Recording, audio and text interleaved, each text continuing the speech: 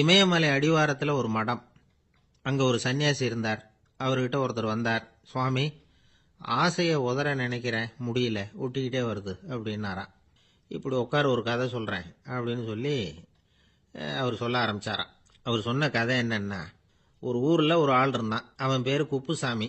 அவன்கிட்ட எப்பவும் ஒரு பழைய தொப்பி இருக்கும், விடவே மாட்டான். அதனால் அவனை எல்லாரும் தொப்பி சாமி அப்படின்னு தான் கூப்பிடுறது வழக்கம்.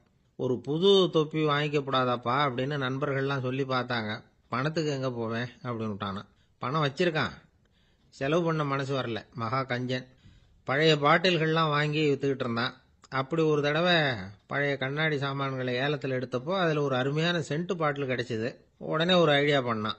அந்த சென்ட்டை சின்ன சின்ன பாட்டில்களில் அடைச்சி ஜன்னல் ஓரமாக அடுக்கி வச்சுட்டான். அதை விற்றா நிறைய பணம் கிடைக்குமே, அதனால்.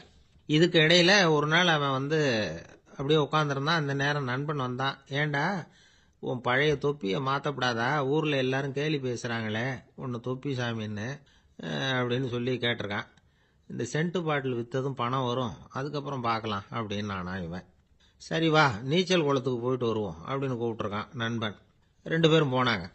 அதே நேரம் அந்த ஊர் நீதிபதியும் அங்கே குளிக்க வந்தாராம்.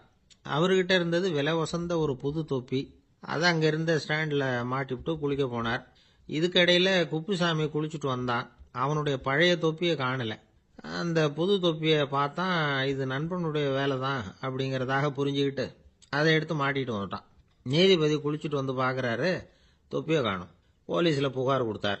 அவங்க தேடினாங்க. ஒரு மூலையில் பழைய தொப்பி கிடச்சிது. அடடா, இது நம்ம குப்புசாமியோட தொப்பி இல்லையா அப்படின்னு நானா ஒருத்தன். உடனே அவன் வீட்டுக்கு தேடிட்டு போயிருக்காங்க. அங்கே போய் பார்த்தா புது தொப்பி அங்கே இருக்குது. உடனே அவனுக்கு 1000 ரூபாய் அபராதம் போட்டாங்களாம். அவன் பணத்தை கட்டிவிட்டு ரொம்ப எரிச்சலோடு வீட்டுக்கு வந்தான். பழைய தொப்பி கண்ணில் பட்டது. மறுபடியும், உன்னால தானே எனக்கு 1000 ரூபா நஷ்டம் அப்படின்னு சொல்லி அதை எடுத்துக்கிட்டு அப்படி போயிருக்கான். அந்த ஊர் குளத்தில் வீசி எரிஞ்சிட்டு வந்துட்டான். அது மீன் பிடிக்கிற ஒருத்தன் கையில் சிக்கிச்சு. அவன் வர்ற வழியில் அதை எடுத்து வேகமாக வீசி எறிஞ்சான். அது நேராக குப்புசாமி வீட்டு ஜன்னல் வழியாக உள்ளே இந்த சென்ட்டு பாட்டில்கள் மேலே விழுந்து எல்லாம் உடஞ்சி நொறுங்கி போச்சு. குப்புசாமி பார்த்தான். தோட்டத்தில் ஆழமாக ஒரு குழியை வெட்டினான். அந்த தொப்பியை போட்டான், மூடிவிட்டான். இதை அடுத்த வீட்டுக்காரன் பார்த்தான். ஏதோ புதையல் தான் வச்சிருக்கான் போல இருக்குன்னு நினச்சான். போலீஸில் போய் புகார் கொடுத்துட்டான்.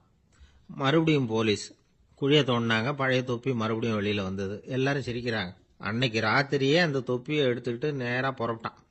ஒரு கல்லில் அதை சேர்த்து கட்டி குடிநீர் தொட்டி இருக்கும்ல, அதில் போட்டுட்டு வந்துட்டான்.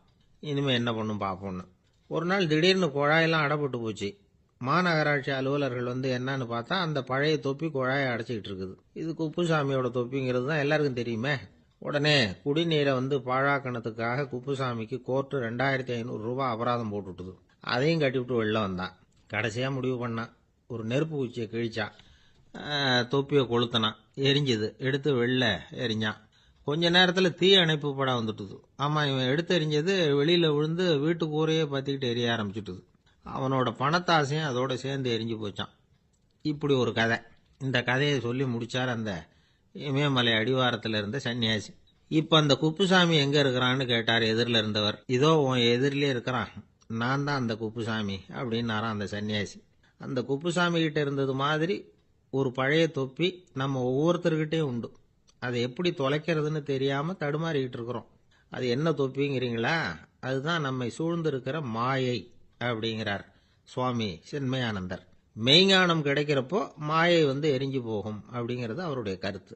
நம்மால் ஒருத்தர் வேகமாக ஓடி வந்தார். காலில் மாட்டியிருந்த பழைய செருப்பு 2ஐயும் ஆவேசமாக தூக்கி ஒரு கிணத்துல போட்டுட்டு வெறுங்காலோட நடந்து வந்துகிட்டு இருக்கிறார். ஏன் அப்படி பண்ணீங்க அப்படின்னு கேட்டோம். அந்த செருப்புக்கு சொந்தக்காரன் பின்னாடி வந்துகிட்டு இருக்கிறான், அதனால் அப்படி பண்ணேன் அப்படிங்கிறார் இவர். ஒரு கடைக்கு போனேன். 5 ரூபா பணத்தை எடுத்து கொடுத்தேன்.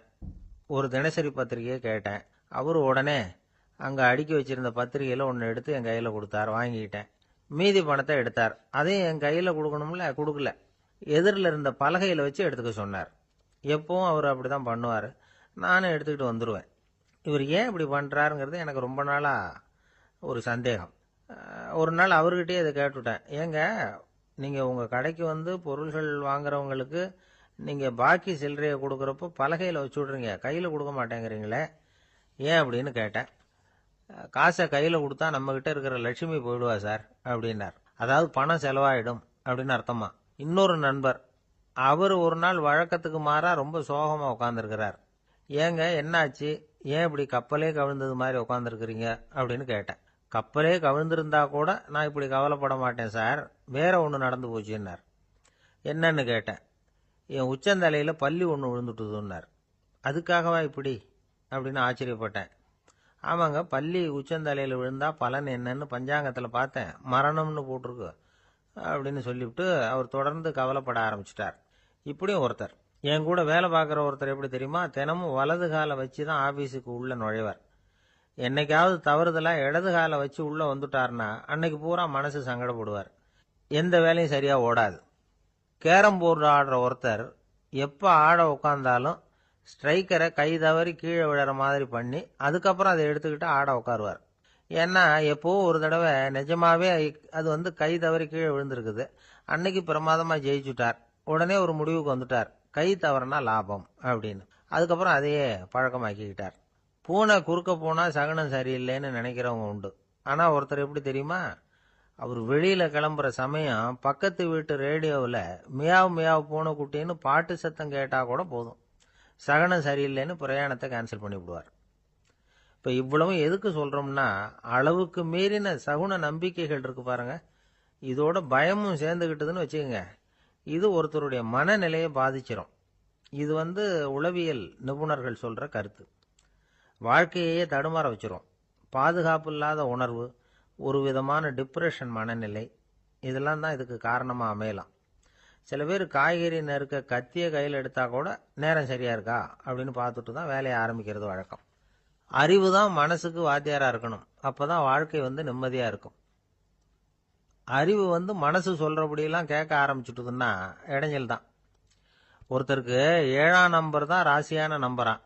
7ஆம் தேதி தான் எந்த காரியத்தையும் ஆரம்பிப்பாராம்.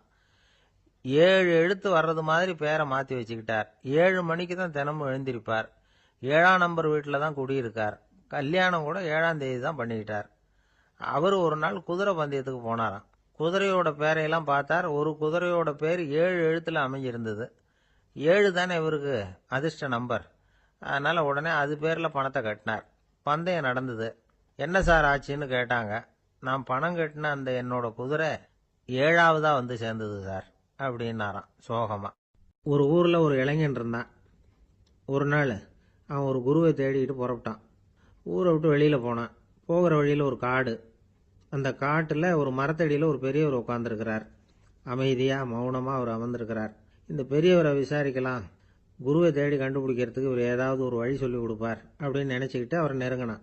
ஐயா, எனக்கு ஒரு குரு தேவை, எங்கே கிடைப்பார், அவரை எப்படி அடையாளம் கண்டுபிடிக்கிறது, அதை பற்றி ஏதாவது விவரம் சொன்னீங்கன்னா நான் கண்டுபிடிச்சிக்குவேன் அப்படின்ட்டுருக்கான். பெரியவர் நிமிர்ந்து பார்த்தார். தம்பி, அது ரொம்ப சுலபம்.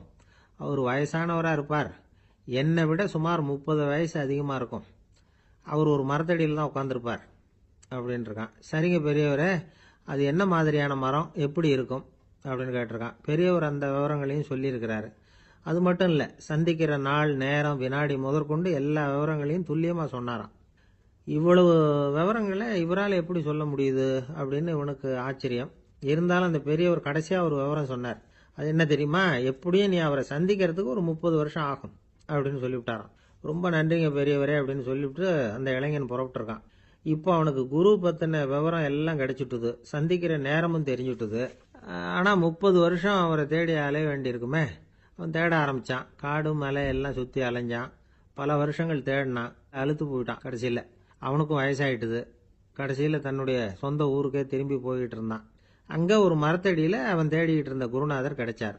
யார் அவருன்னா, 30 வருஷத்துக்கு முன்னாடி வழி சொல்லி கொடுத்தாருல அதே பெரியவர்.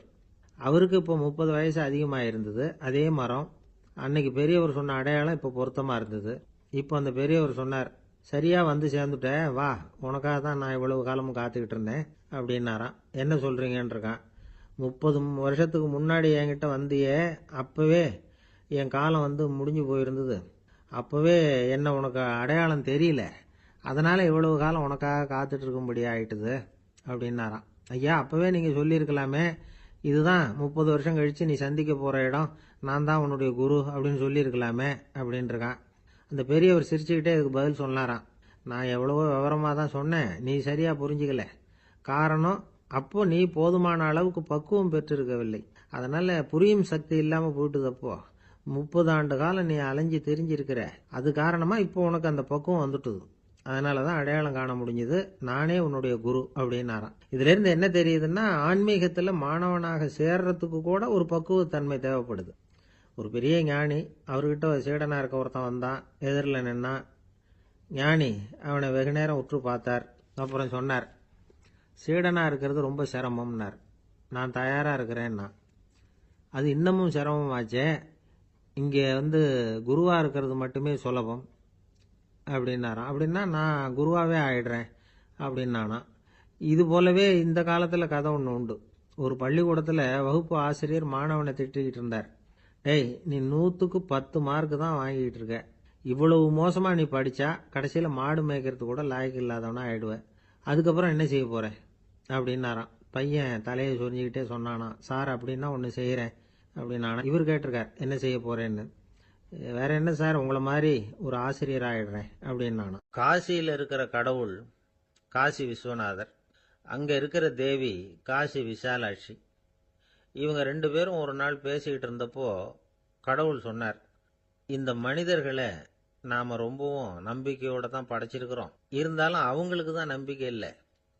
எதுலேயும் ஒரு உண்மையான நம்பிக்கை இல்லாம வாழ்ந்துகிட்டு இருக்கிறாங்க அப்படின்னார். என்ன அப்படி சொல்றீங்க? அதோ பாருங்க, எவ்வளவு பேர் காசியை தேடிட்டு வந்து கங்கையில் குளிச்சுக்கிட்டு இருக்கிறாங்க. அவங்கெல்லாம் நம்பிக்கை இல்லைன்னா இவ்வளவு தூரம் தேடிட்டு வந்து இங்கே குளிப்பாங்களா அப்படின்னு நாங்கள் தேவி. சரி, அதை சோதிச்சு பார்க்கலாம் அப்படின்னு 2 பேரும் முடிவு பண்ணிக்கிட்டாங்க. உடனே ஒரு திட்டம் போட்டாங்க. அது எப்படின்னா, நாம் 2 பேருமே பக்தர்கள் மாதிரி உருவத்தை மாற்றிக்கிட்டு கங்கை கரைக்கு போக வேண்டியது. நான் கங்கையில் இறங்கி குளிக்கிறேன். கொஞ்ச நேரத்தில் சுழலில் மாட்டிக்கிட்டது மாதிரி நடிக்கிறேன். நீ உடனே கரையிலிருந்து சத்தம் போடு, என்னோட வீட்டுக்காரரை யாராவது காப்பாத்துங்களேன்னு சத்தம் போடு. அதோட இன்னொன்று சொல்லு, யாராவது ஒரு புண்ணிய ஆத்மா அவர்கிட்ட போய் அவருடைய முடியை பிடிச்சி இழுக்கணும். அப்படி ஒரு சாபம் இருக்குது எங்களுக்கு. புண்ணிய ஆத்மா, அதாவது எந்த பாவமும் செய்யாத இல்லாத ஒருத்தர் தான் அவரை காப்பாற்ற முடியும். அப்படிப்பட்டவங்க யாராவது வெள்ளத்தில் குதிச்சு என்னுடைய கணவரை காப்பாத்துங்கோ அப்படின்னு நீ சத்தம் போடு, கூச்சல் போடு. என்ன நடக்குதுன்னு பார்க்கலாம் அப்படின்னார் கடவுள். சரின்னு சொல்லி 2 பேருமா சாதாரண பக்தர்கள் மாதிரி கங்கை கரைக்கு சேர்ந்தாங்க. அவர் இறங்கி குளிச்சார். திட்டம் போட்டது மாதிரியே சுழலில் மாட்டிக்கிட்டது மாதிரி கத்துனார். கரையில் இருந்த அந்த அம்மா, ஐயோ என் கணவரை காப்பாத்துங்களேன், யாராவது காப்பாத்துங்களேன்னு கத்துனாங்க. பல பேர் ஓடி வந்தாங்க. உடனே இவங்க, பாவம் இல்லாத புண்ணிய ஆத்மா ஒருத்தரால தான் என்னுடைய கணவர் காப்பாற்றப்படணுங்கிறது விதி, அப்படி ஒரு சாபம் இருக்கு. அதனால புண்ணிய ஆத்மா யாராவது அவர்கிட்ட போய் அவர் முடியை பிடிச்சி தூக்குனா அவரை காப்பாற்றி போடலாம் அப்படின்னாங்க. இவங்க இப்படி சொன்னதும் எல்லாரும் திகைச்சு போய் நின்றுட்டாங்க.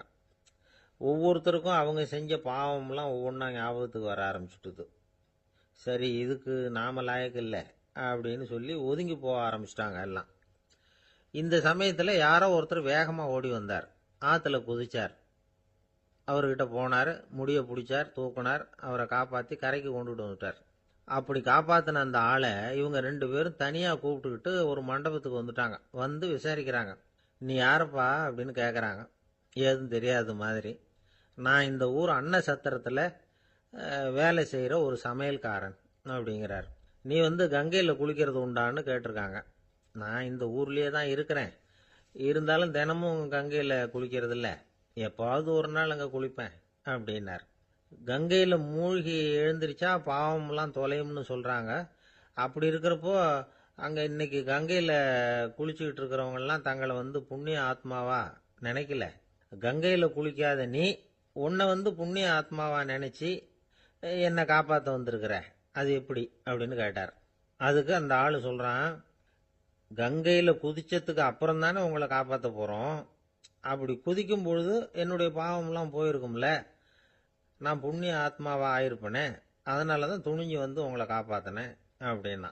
கடவுளும் தேவியும் அவனுக்கு காட்சி கொடுத்தாங்களாம். இப்படி ஒரு கதை உண்டு. அதாவது கங்கையில் குளிச்சுக்கிட்டு இருக்கிறவங்களுக்கே தங்களுடைய பாவம் போகுங்கிற நம்பிக்கை பரிபூர்ணமாக இல்லை. குளிக்காத ஒருத்தனுக்கு அந்த நம்பிக்கை இருந்தது. அதனால் அவனால் கடவுளை பார்க்க முடிஞ்சது. கடவுளை நாமளும் பார்க்க முடியுமா முடியாதா அப்படிங்கிற குழப்பம்லாம் நமக்கு வேண்டியதில்லை. நம்பிக்கையோடு வாழணுங்கிற உண்மையை மட்டும் இந்த கதையிலேருந்து புரிஞ்சுக்கிட்டா போதும். ஏன்னா இந்த கதையை கேட்டுட்டு ஒரு நண்பன் குதர்க்கமாக ஒரு கேள்வி கேட்டான். ஏன் சார், கங்கையில் குளிச்சா பாவம் போயிடும்னு சொல்கிறீங்களே, நான் எனக்கு வேண்டாத ஒருத்தனை அழைச்சிட்டு போய் கங்கையிலேயே தள்ளி விட்டுட்டு அதுக்கப்புறம் அங்கேயே முழுக்க போட்டுட்டு நான் செஞ்ச பாவத்தை அதுலேயே கழுவி விட்டுட்டு மறுபடியும் உங்ககிட்ட வந்துடுறேன்னு வச்சுக்கோங்க, நீங்கள் என்னை புண்ணிய ஆத்மான்னு ஏற்றுக்குவீங்களா அப்படிங்கிறான். ஆள் கொஞ்சம் ஆசைந்தான், நம்மளே அங்கே அழைச்சிட்டு போனாலும் போயிடுவான். உலகத்தில் எது எதுக்கும் ஆராய்ச்சி கூடங்கள் இருக்குதுல்ல, அது மாதிரி தூக்கத்தை பற்றி ஆராய்ச்சி பண்ணுறதுக்கு ஒரு ஆராய்ச்சி கூடம் இருக்குது. அப்படி ஆராய்ச்சி பண்ணணும்னா அதுக்கு மூழ்கிக்கிட்டு இருக்கணும்ல. அதனால தான் அந்த ஆராய்ச்சி கூடம் இங்கே இல்லை. அமெரிக்காவில் பாஸ்டன் பல்கலைக்கழக மருத்துவமனையில் அது இருக்குது. அங்கே தூக்கத்தை பற்றி பலவிதமான ஆராய்ச்சிகள் பண்ணிகிட்டு இருக்கிறாங்க. அந்த ஆராய்ச்சி கூடத்தில் இயக்குனராக இருக்கிற ஒரு நிபுணர் அவர் என்ன சொல்கிறார் தெரியுமா? உங்களுக்கு தூக்கம் வரலையா, நீங்கள் நல்லா தூங்கிறதுக்கு தாராளமாக சில யோசனைகளை என்னால் சொல்ல முடியும் அப்படிங்கிறார். யோசனை தானே, காசா பணமாக கேட்டு வச்சுக்கலாமே.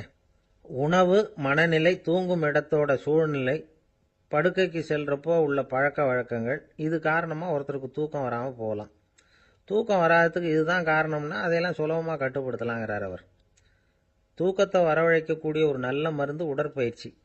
ஆனால் ஒன்று, படுக்க போகிற நேரத்தில் இது மாதிரி உடற்பயிற்சிகள் எல்லாம் செய்யக்கூடாது. கொஞ்சம் முன்னாடி பகல்லையே இந்த பயிற்சிகளை செய்கிறது நல்லது. தூக்கம் வராமல் அவதிப்படுறவங்க பிற்பகல் நேரங்களில் காஃபி, டீ இது மாதிரி பானங்களை சாப்பிடக்கூடாது. மது அருந்துறது கூட தூக்கத்தை பாதிக்கும். வெது வெதுப்பான நீரில் குளிக்கிறது, தியானத்தில் ஈடுபடுறது, ஓய்வாக இருக்கிறது, படுக்கிறது, அதாவது படுக்கிறதுக்கு முன்னாடி ஒரு குவளை பால் சாப்பிட்றது, இதெல்லாம் தூக்கத்தை வரவழைக்கிறது ரொம்ப உதவியாக இருக்கும். இன்னொரு விஷயம் என்னென்னா, தூங்கி ஆகணுமேங்கிற கவலை வேண்டியதில்லை. அப்படி நினச்சி கவலைப்படுறதை விட்டுடணும். தூக்கம் வரலையா, உடனே படுக்கையை விட்டு எழுந்திருக்க வேண்டியது. வெளியில் வாங்க, வேறு ஏதாவது வேலையில் ஈடுபடுங்க, கொஞ்சம் நேரம் உலாவுங்க, அல்லது ஏதாவது ஒரு புஸ்தகத்தை எடுத்து படிங்க. களைப்பு ஏற்பட்டால் மறுபடியும் படுக்கைக்கு போங்க, தூக்கம் தானே வந்துடும். ஒரு விஷயத்தை மட்டும் நல்லா ஞாபகத்தில் வச்சுக்கணும். படுக்கைக்கு போகிறப்போ உங்கள் மற்ற எல்லா பிரச்சனைகளையும் மறந்துடணும். அது எப்படி சார் முடியும், அந்த நேரம் தானே எல்லா பிரச்சனையும் வரிசையாக ஞாபகத்துக்கு வருது அப்படின்னு நாம் நினைக்கலாம். ஆனால் பழக்கத்தில் அதை நாம் மாற்றிக்க முடியும். கொஞ்சம் முயற்சி பண்ணணும், அவ்வளோதான். இது எல்லாமே ஆராய்ச்சி பண்ணி பார்த்துட்டு அந்த நிபுணர் சொல்கிற கருத்து தான். இன்னொரு விஷயம் அவர் சொல்கிறார். அது என்னென்னா, உடல் கோளாறு காரணமாக தூக்கம் வராமல் அவதிப்படுறவங்களுக்கெல்லாம் இந்த யோசனைகள் சரியாக வராது அப்படிங்கிறார். அதுக்கெல்லாம் மருத்துவ சிகிச்சை கொடுத்து தான் சரி பண்ணணும். சில பேருக்கு நடு ராத்திரியில் மூச்சு திணறல் ஏற்பட்டு தூக்கம் வராமல் போயிடும். ஊரெல்லாம் தூங்குறப்ப தான் மட்டும் தூங்காமல் மூழ்கிட்டு இருக்கிறது, ஊரெல்லாம் மூழ்கிட்டு இருக்கிறப்போ தான் மட்டும் தூங்குறது, இது மாதிரி கோளாறுகளால் சில பேர் பாதிக்கப்படலாம். காலு தசை முறுக்கிக்கிறதுனால சில பேருக்கு அடிக்கடி விழிப்பு வரலாம்.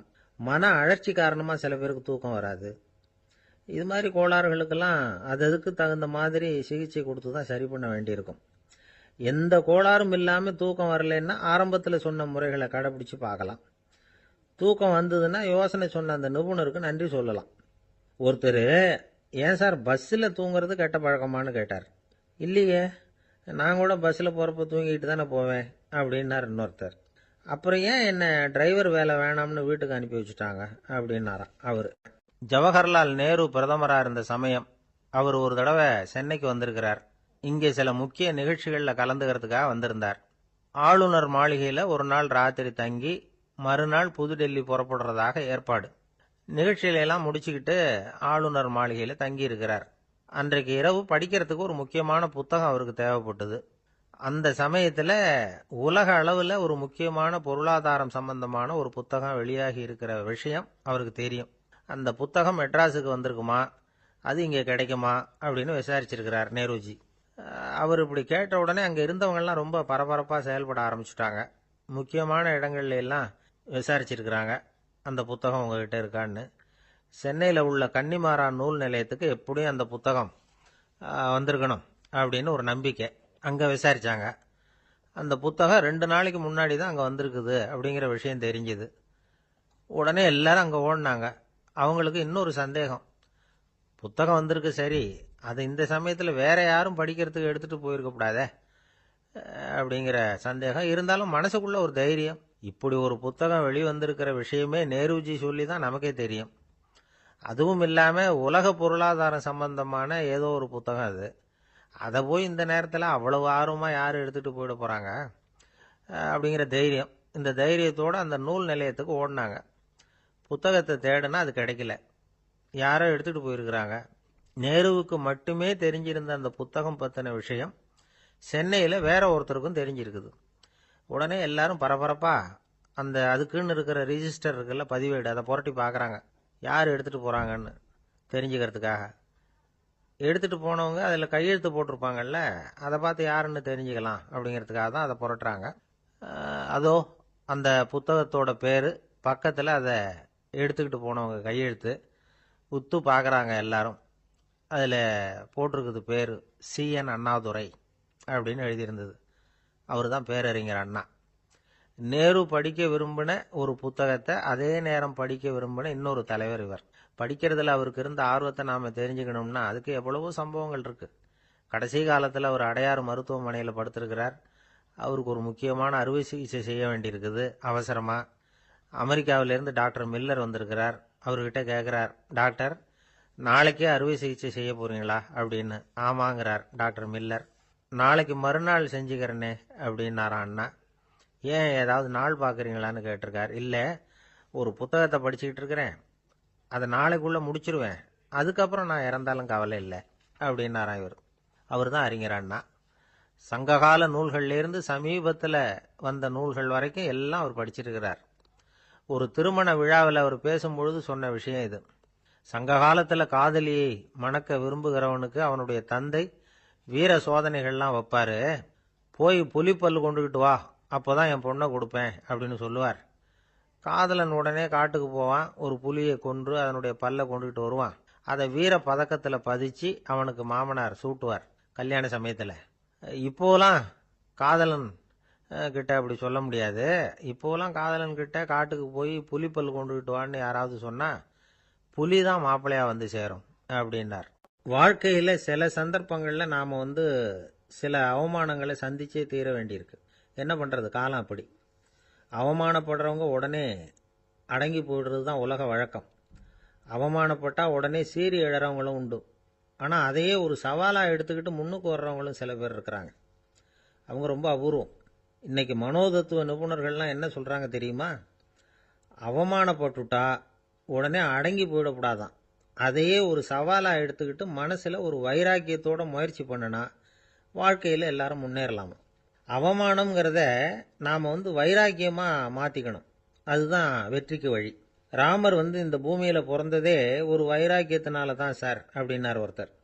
எப்படிங்க அது அப்படின்னு கேட்டேன். அவர் சொன்னார், தசரதருக்கு ராமர் குழந்தையா பிறக்கணும், அப்போ தான் இங்கே இருக்கிற கஷ்டங்கள்லாம் நீங்கும் அப்படின்னு சர்வ லோகமும் எதிர்பார்த்துக்கிட்டு இருக்குது. ஆனால் அவர் எப்போ பிறப்பார் அப்படின்னு யாருக்கும் தெரியல. அந்த காரியம் சீக்கிரம் நடக்கணுமே, அதுக்கு என்ன பண்ணுறது? நாரதர் வந்தார் ஒரு நாள் தசரதரை தேடி. தசரதா, உனக்கு ஒரு செய்தி தெரியுமான்னு ஆரம்பித்தார். அவர் எப்பவும் இப்படித்தானே ஆரம்பிக்கிறது வழக்கம். என்ன விஷயம்னு கேட்டார் தசரதர்.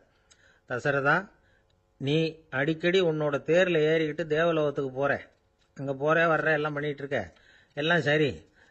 தேவலோகத்துலேயும் உன்னை நல்லபடியாக தான் வரவேற்கிறாங்க. தேவேந்திரன் உன்னை பிரியமாக அழைச்சிட்டு போய் தன்னுடைய அரியாசனத்திலேயே தனக்கு பக்கத்திலேயே உட்கார வைக்கிறான். நீயும் சந்தோஷமாக உட்காந்து பேசிவிட்டு வந்துடுற.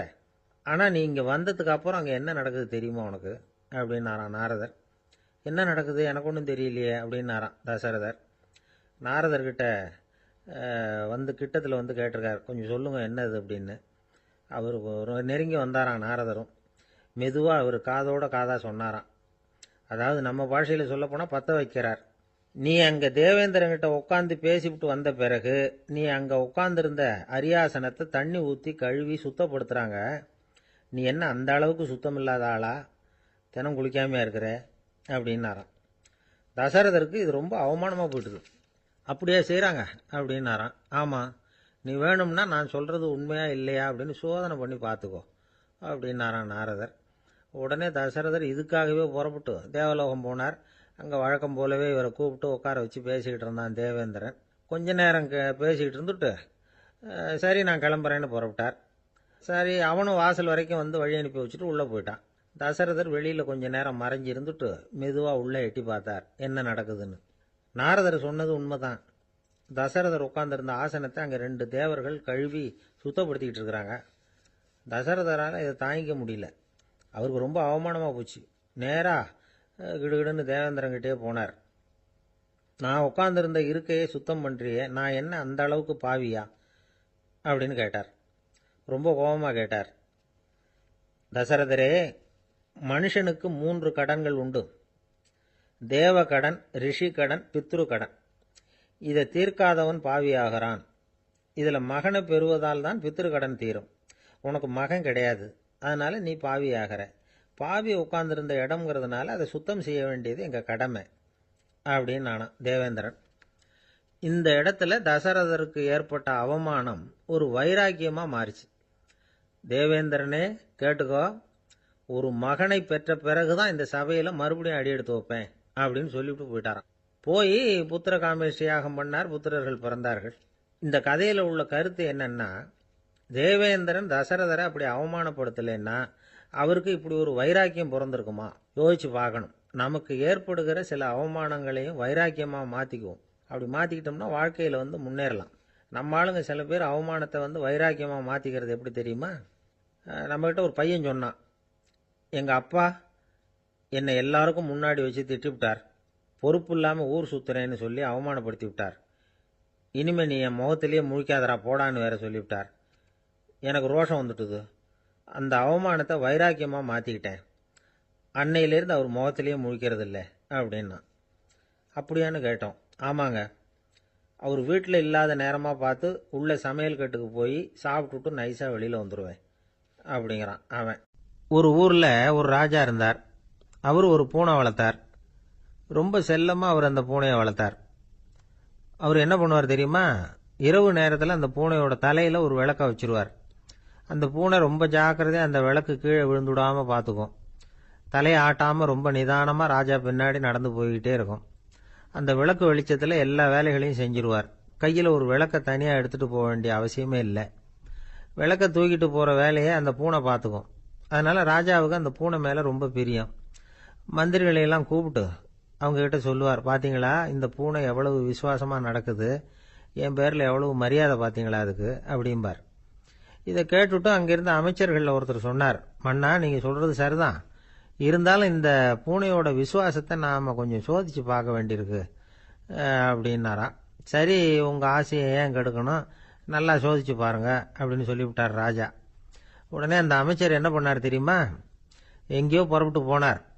ஒரு 5-6 எலிகளை பிடிச்சிட்டு வந்தார். அரண்மனையில் ராஜா ஏதோ வேலை பார்த்துக்கிட்டு இருக்கிறாரு.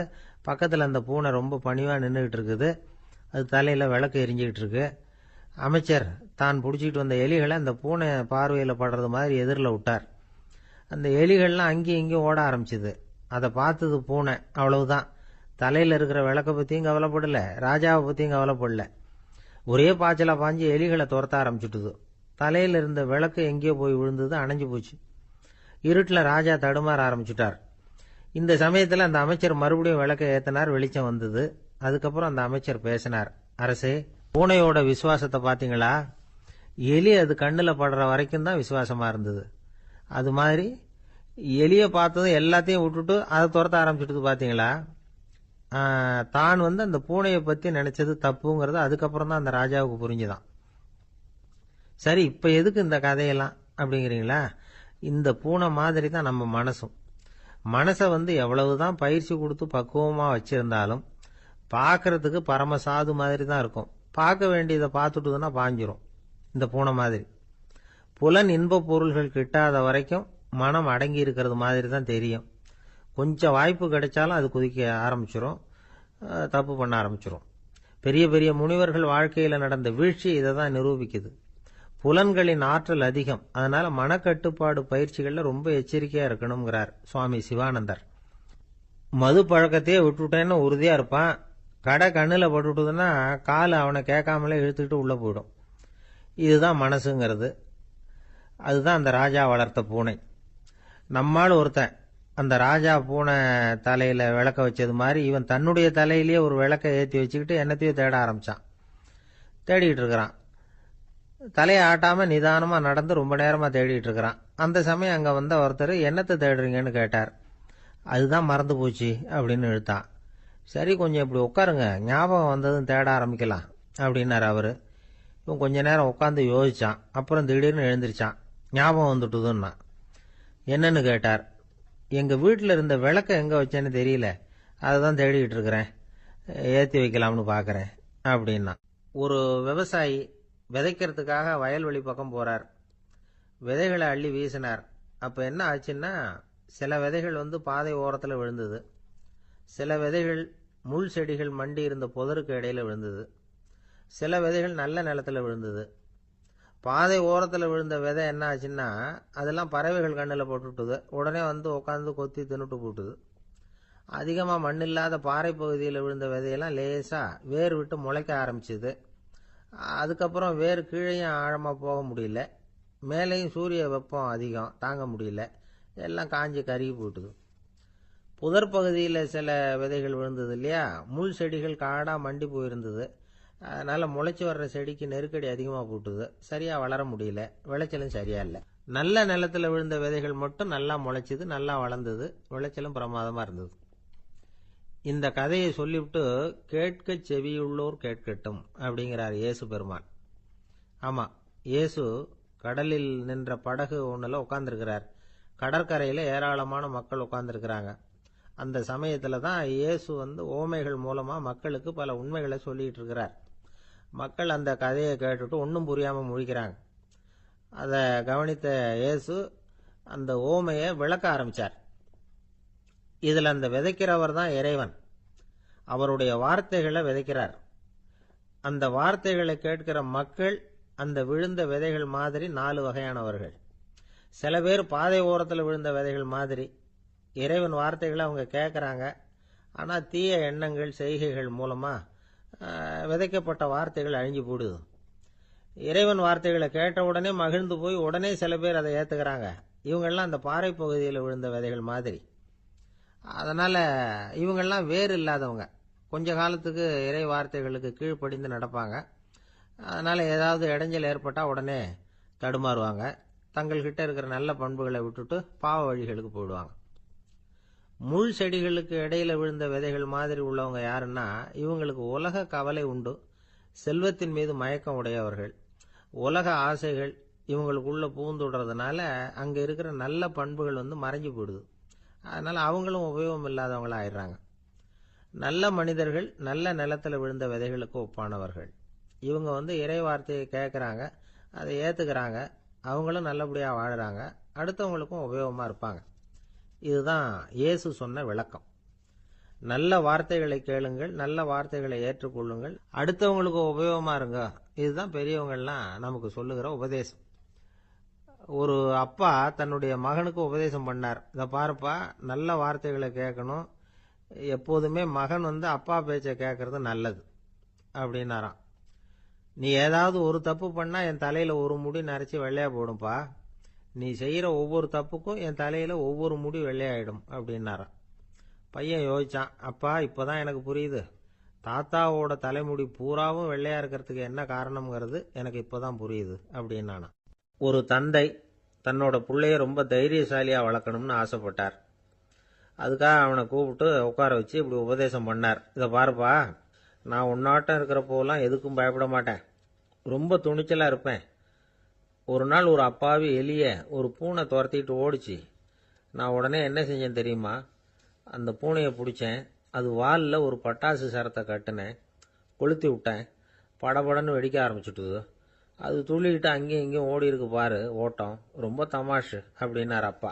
இப்படி சொல்லிவிட்டு பையனை பார்த்து, இதை கேட்கறதுக்கு உனக்கும் துணிச்சல் வருதா, நான் என்னுடைய செயலை நீ கேட்குறப்போ உனக்கு துணிச்சல் வருதா அப்படின்னு கேட்டார். வருதுன்னா பையன்.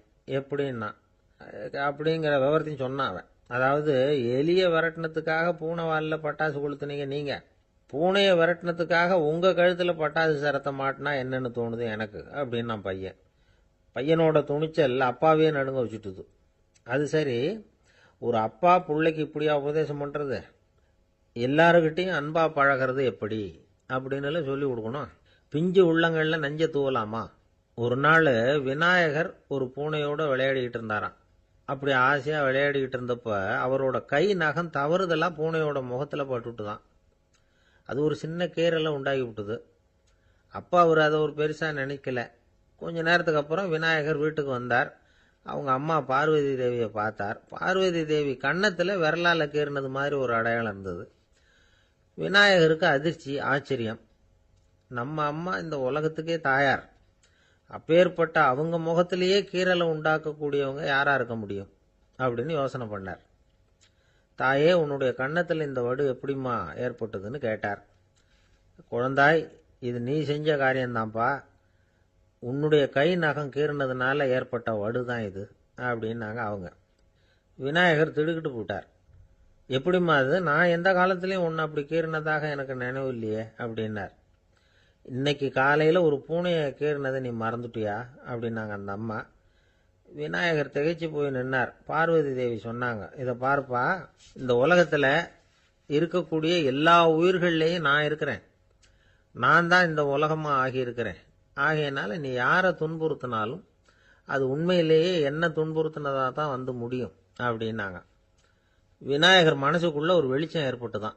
அதுக்கப்புறம் அவர் யாரையுமே கல்யாணம் பண்ணிக்காததுக்கு அதுதான் காரணமா. இந்த உலகத்தில் எல்லாரையும், இங்கே இருக்கிற எல்லாத்தையும் தாயின் வடிவமாக அவர் பார்க்க ஆரம்பிச்சிட்டாராம். குருதேவர் ராமகிருஷ்ணர் இந்த கதையை எடுத்து சொல்லியிருக்கிறார். நபிகள் நாயகம் ஒரு தடவை ஒரு நாற்காலியில் உட்காந்து என்னமோ யோசனை பண்ணிட்டு இருந்திருக்கிறார். அப்போ அவரோட உடையில ஒரு கீழ்ப்பகுதி தரையில் படிஞ்சு கிடந்திருக்குது. அங்கே விளையாடிக்கிட்டு இருந்த ஒரு பூனை அது மேலே வந்து படுத்து தூங்கி போச்சு. தொழுகை செய்ய வேண்டிய நேரம் வந்துட்டது. நபிகள் நாயகம் எழுந்திருக்க பார்த்தார். அப்போதான் பூனை தன்னோட உடை மேலே படுத்து தூங்கிட்டு இருக்கிறது கண்ணில் படுது. பூனையோட தூக்கத்தை கலைக்க விரும்பல அவர். தன்னுடைய சகோதரியை கூப்பிட்டார். ஒரு கத்திரிக்கோள் எடுத்துட்டு வர சொன்னார். பூனை படுத்திருந்த உடைப்பகுதி மட்டும் இருக்குல்ல, அதை மட்டும் அதோட கத்திரிச்சு விட்டுட்டு அதுக்கப்புறம் அவர் எழுந்திரிச்சு தொழுகைக்கு போனாராம். அதாவது பிற உயிர்கள்கிட்ட எப்படி அன்பு காட்டணுங்கிறத பெரியவங்க எவ்வளவோ விதத்தில் நமக்கு எடுத்து காட்டியிருக்கிறாங்க. இருந்தாலும் எத்தனை பேர் மனசில் அதெல்லாம் உரைச்சிருக்குது. நாமளும் நம்ம ட்ரெஸ்ஸு மேலே ஒரு பூனை படுத்திருந்தா ஒரு கத்திரிக்கோலை தான் தேடுவோம், எடுத்துகிட்டு வர சொல்லுவோம். துணியை வெட்டுறதுக்கு பதிலாக இல்லை அதோட வாழை வெட்டினா என்ன அப்படின்னு தோணும். ஒரு ஆள் ரொம்ப பிரியமாக ஒரு பூனையை ஆற்றுல குளிப்பாட்டிக்கிட்டு இருந்தானா. எப்படி? அந்த பூனையை ஆற்று தண்ணியில் அமுக்கி அமுக்கி குளிப்பாட்டிக்கிட்டு இருக்கிறான். அந்த வழியாக போன பெரியவர் ஒருத்தர் இதை பார்த்தார். இதை பார்ப்பா, பூனையை அது மாதிரி ஆற்று தண்ணியில் அமுக்கி குளிப்பாட்டாத, மூச்சு திணறி செத்து போடும் அப்படின்னு அட்வைஸ் பண்ணார். நீ போய் அவன் வேலையை பார்த்துக்கிட்டு, எனக்கு எல்லாம் தெரியும்னா இவன். சரின்னு அவர் போயிட்டார். கொஞ்ச நேரம் கழித்து அவரே அந்த வழியாக திரும்பி வந்துக்கிட்டு இருந்தார். ஆற்றுல பூனையை குளிப்பாட்டிக்கிட்டு இருந்தவன் அழுதுகிட்டு உட்காந்துருக்கிறான். பக்கத்தில் அந்த பூனை செத்து கிடக்குது. இதை பார்த்தார் பெரியவர். நான் தான் அப்போவே சொன்னேனே அந்த பூனையை ஆற்றுல நினைக்காதேன்னு, அதை கேட்டிருந்தா இப்படி ஆயிருக்குமா அப்படின்னார். அந்த ஆள் கோபமாக இவரை முறைச்சி பார்த்தான். அட போய்யா, இந்த பூனை ஆற்றுல குளிச்சதுனால ஒன்றும் செத்து போகல, குளிச்சதுக்கு அப்புறம் அதோட உடம்பு ஈரமாக இருக்குதுன்னு அதை புழிஞ்சேன், அதனால தான் இப்படி ஆயிட்டுது அப்படின்னு நானா. ஒருத்தரை பார்த்து உன்னுடைய நண்பர்கள் யார் அப்படின்னு ஒரு கேள்வி கேட்டு பாருங்க. கொஞ்சம் யோசிச்சு யோசிச்சு பதில் சொல்லுவாங்க. அவங்க கிட்டேயே உன்னுடைய எதிரிகள் யார் அப்படின்னு கேளுங்க, கடகடன்னு ஒப்பிச்சிருவாங்க. நம்ம மனசு இருக்க அது எப்படின்னா, நம்ம நண்பர்களை விட எதிரிகளை அது நல்லா ஞாபகத்தில் வச்சுக்கும். இது ஒரு ஆச்சரியமான உண்மை. உங்களால் நண்பர்களை மறந்துட முடியும், ஆனால் எதிரிகளை மறந்துட முடியாது. இது ஒரு வேடிக்கையான நிலைமை தான். அழகான தருணங்களை நாம் ஏன் மறந்துடுறோம்? இது இயற்கை. ஏன்னா நம்ம மனசு மலர்களை கவனிக்கிறது இல்லை, அதில் இருக்கிற முள்ளை தான் கவனிக்குது. தன்னை காயப்படுத்துகிற எதையும் அது உடனே கண்டுகொள்ளுது. ஒரு தெளிந்த சிந்தனை உடைய மனசு மிக அழகாக உள்ள எல்லாத்தையும் கவனிக்கும். அது நன்றியுடன் உணரக்கூடிய எல்லாத்தையும் பார்த்து குறிச்சிக்கும். இப்படிப்பட்டவங்க வாழ்க்கை இயல்பாகவே நல்லா அமையும். அது ரொம்ப அபூர்வம். மனசில் உள்ள ஒரு சிறிய அமைப்பை மாற்றுவதை பொறுத்து தான் இந்த விஷயம் அப்படிங்கிறார் ஓஷோ. ஒரு யூத கோவில் இருந்துதான், அது யூதர்களின் மடமாகவும் இருந்தது. அங்கே ஒரு தலைமை குரு, அவர் ரொம்ப கண்டிப்பானவர். அந்த கோவிலை ஒட்டி ஒரு தோட்டம். ஒரு நாள் காலையில் அந்த தோட்டத்தில் 2 இளம் யூதர்கள் நடந்து போய்கிட்டு இருக்கிறாங்க. காலையில் 1 மணி நேரம், மாலையில் 1 மணி நேரம் அவங்க அந்த தோட்டத்தில் நடக்கிறதுக்கு அனுமதி உண்டு. மற்ற நேரங்களில் அவங்க மத புத்தகங்களை படிக்கணும், பிற விதிமுறைகளை கடைபிடிக்கணும். அந்த 2 பேருமே தொடர்ந்து புகைப்பிடிக்கிற பழக்கம் உள்ளவங்க. ஆனால் கோவில் மடத்தில் இருக்கிறப்போ அவங்க புகைப்பிடிக்க முடியாது, அது கடுமையான குற்றம். சரி, நாம் தோட்டத்தில் இருக்கிறப்போவாவது புகைப்பிடிக்கலாமா அப்படின்னு ஒரு ஆசை அவங்க 2 பேருக்குமே. இருந்தாலும் பயம். இப்படி கேட்டால் மதகுரு என்ன சொல்லுவாரோ அல்லது என்ன செய்வாரோங்கிற பயம். இப்படியே கொஞ்ச நாள் ஆச்சு. ஒரு நாள் அந்த 2 பேரில் ஒருத்தன் ரொம்ப கலங்கி போய் அந்த கோவில்ல இருந்து வெளியில் வந்துக்கிட்டு இருந்தான். வந்தவன் நேராக தோட்டத்து பக்கம் போனான். அங்கே இன்னொருத்தன் ஆனந்தமாக புகை பிடிச்சிக்கிட்டு இருக்கிறான். அதை பார்த்து தான் இவனுக்கு அதிர்ச்சி. அட கடவுளே, என்ன இது, நீ கேட்காமலே ஆரம்பிச்சிட்டியா அப்படின்னா. இல்லை நான் கேட்டுட்டு தான் ஆரம்பிச்சிருக்கேன்னா அவன். அப்படியா, என்ன மனுஷன் இவர், நானும் தான் கேட்டேன், என்ன கண்ணாபுண்ணான்னு திட்டிவிட்டார். இது என்ன கோவிலா இல்லை நரகமா? உனக்கு புகை பிடிக்கணும்னு ஆசையாக இருந்தால் நரகத்துக்கு போகணும்னு சொல்லிவிட்டார். அது சரி, உன்னை மட்டும் எப்படி அனுமதிச்சார் அப்படின்னு கேட்டான் இவன். அவன் சிரிச்சுக்கிட்டே, நீ எப்படி கேட்ட சொல்லு அப்படின்னா. நாம் இந்த தோட்டத்துக்கு வர அனுமதிக்கப்பட்டிருக்கிறதே ஜபத்துக்காகத்தானே, அதனால் நான் ஜபம் சொல்லும் பொழுது புகை பிடிக்கலாமா அப்படின்னு கேட்டேன். அதுக்கு தான் அவர் சத்தம் போட்டு என்னை அடிக்கவே வந்துட்டார் அப்படின்னா இவன். நீ ஒரு மாதிரியாக கேட்டிருக்க, நான் வேற மாதிரியாக கேட்டிருக்கிறேன். ஜெபம் சொல்லும்போது புகை பிடிக்கலாமான்னு நீ கேட்டிருக்க. ஐயா, புகை பிடிக்கும் பொழுது ஜபிக்கலாமா அப்படின்னு நான் கேட்டேன். அதில் தப்பு ஒன்றும் இல்லை அப்படின்னு பதில் சொல்லிட்டார் அப்படின்னா. ஒரு சிறிய மாற்றம்தான், அது மிகப்பெரிய மாறுதலை ஏற்படுத்தி விட்டது. மனசு நல்ல விதமாக சிந்திக்க ஆரம்பிச்சுட்டுதுன்னா மகிழ்ச்சிக்கு பஞ்சம் இல்லை. ஒரு கஞ்சன் ஆற்றுல விழுந்துட்டான். வெள்ளத்தில் தத்தளிச்சுக்கிட்டு இருக்கிறான். கரையில் நின்ன ஒருத்தர், உன் கையை கொண்டா இப்படி பிடிச்சி இழுத்து கரையில் சேர்த்து விடுறேன்னார். எதையும் கொடுத்து பழக்கம் இல்லாத அவன் கையையும் கொடுக்க மாட்டேன்னுட்டான். இவர் பார்த்தார். உன் கையை கொடுன்னு சொல்றதுக்கு பதிலாக நான் என் கையை கொடுக்குறேன் பிடிச்சிக்கோ அப்படின்னார். அவன் கப்புன்னு பிடிச்சிக்கிட்டான், இழுத்து கரையில் போட்டார். எனக்கு இது மட்டும்தான் சார் தெரியும், இதை தவிர வேற எதுவும் தெரியாது அப்படின்னு சொல்லிக்கிட்டே காலம் தள்ளுறவங்க ரொம்ப பேர். அவங்கெல்லாம் கஷ்டப்பட வேண்டியிருக்கும். ஒருத்தர் தன்னுடைய தொழிலில் ரொம்ப கெட்டிக்காரராக இருக்கலாம். அதுக்காக எப்பவும் அதே ஞாபகத்தில் இருந்துக்கிட்டு உலகியல் அறிவு இல்லாமல் இருந்துடக்கூடாது, அது ஆபத்து. இதுக்காக நம்ம தாத்தா பாட்டிலாம் ஒரு கதை சொல்லுவாங்களே, கேள்விப்பட்டிருக்கீங்களா? ஒரு சமயம் ஒரு 4 பேர் சேர்ந்து வெளியூருக்கு பிரயாணம் போனாங்களாம். அந்த 4 பேர் எப்படி தெரியுமா? ஒருத்தர் வேதாந்தி, இன்னொருத்தர் சங்கீத வித்வான், 3வது ஆள் வைத்தியர், 4வது ஆள் ஜோசியர். இவங்க 4 பேரும் நண்பர்கள். அதனால சேர்ந்து புறப்பட்டாங்க. வழியில் ஒரு ஊரில் தங்கினாங்க. இருட்டி போச்சு. அதனால் இன்னைக்கு ராத்திரி இங்கேயே தங்கி இருந்துட்டு நாளைக்கு புறப்படலாம் அப்படின்னு தீர்மானம் பண்ணாங்க. சாப்பாட்டுக்கு என்ன பண்ணுறது? அங்கேயே கடத்தெருவுக்கு போய் சாமான்லாம் வாங்கியாந்து சமைச்சு சாப்பிட்லாம்னு முடிவு பண்ணாங்க. 4 பேர் இருக்கிறதுனால ஆளுக்கு ஒரு காரியமாக செய்யலாம் அப்படின்னு வேலையை பிரிச்சுக்கிட்டாங்க. வைத்தியர் கரிகாய் வாங்க போனார், வேதாந்தி எண்ணெய் வாங்க போனார், ஜோசியர் பலசரக்கு வாங்க போனார், சங்கீத வித்வானுக்கு சமைக்கிற வேலை. எல்லாம் சரி, ஆனால் நடந்தது என்ன தெரியுமா? கடைத்தெருவுக்கு காய்கறி வாங்க போனார்ல வைத்தியர், அங்கே போய் மார்க்கெட்டில் பார்த்தார். ஒவ்வொரு கறிகாயாக எடுத்து பார்த்தார். இது பித்தம், உடம்புக்கு ஒத்துக்காது, இது வாயு, உடம்புக்கு ஒத்துக்காது அப்படின்னு ஒவ்வொன்றா தள்ளினார். கடைசியில் ஒன்றுமே தேரல, வெறுங்கையோடு திரும்பி வந்துக்கிட்டு இருக்கிறார். எண்ணெய் வாங்க போனார் வேதாந்தி, அவர் ஒரு தொன்னையில் எண்ணெயை வாங்கினார். பேசாமல் அதை எடுத்துகிட்டு வர வேண்டியது தானே, முடியல. அவருடைய வேதாந்த மூளை சிந்திக்க ஆரம்பிச்சுட்டுது. இந்த தொன்னைக்கு எண்ணெய் ஆதாரமா அல்லது எண்ணெய்க்கு தொன்னை ஆதாரமா அப்படிங்கிற ஆராய்ச்சியில் இறங்கினார். என்னாச்சு தெரியுமா? அப்படி கவுத்து பார்த்தார். வாங்கின எண்ணெய் பூராவையும் வழியில் கொட்டிவிட்டு வெறும் தொன்னையோடு சேர்ந்தார். பலசரக்கு வாங்க போனார் ஜோசியர், அவர் ஒரு வழியில் பார்த்தாரு. வழியில் வந்தவங்களெல்லாம் அங்கங்கே ஒரு மரத்தடியில் உட்கார வச்சு அவங்களுக்கெல்லாம் ஆர்வம் சொல்ல ஆரம்பிச்சிட்டார். அப்படி ஒவ்வொருத்தராக சொல்லி முடிச்சுட்டு கடத்தருக்கு போய் சேர்ந்தார். இவர் அங்கே போய் சேர்றதுக்குள்ளே ரொம்ப நேரம் ஆயிட்டுது. கடையெல்லாம் பூட்டிவிட்டு போயிட்டாங்க. என்ன செய்யறது? அவரும் வெறுங்கையோட திரும்பி சேர்ந்தார். சரி, இவங்க கதை தான் இப்படி ஆச்சு.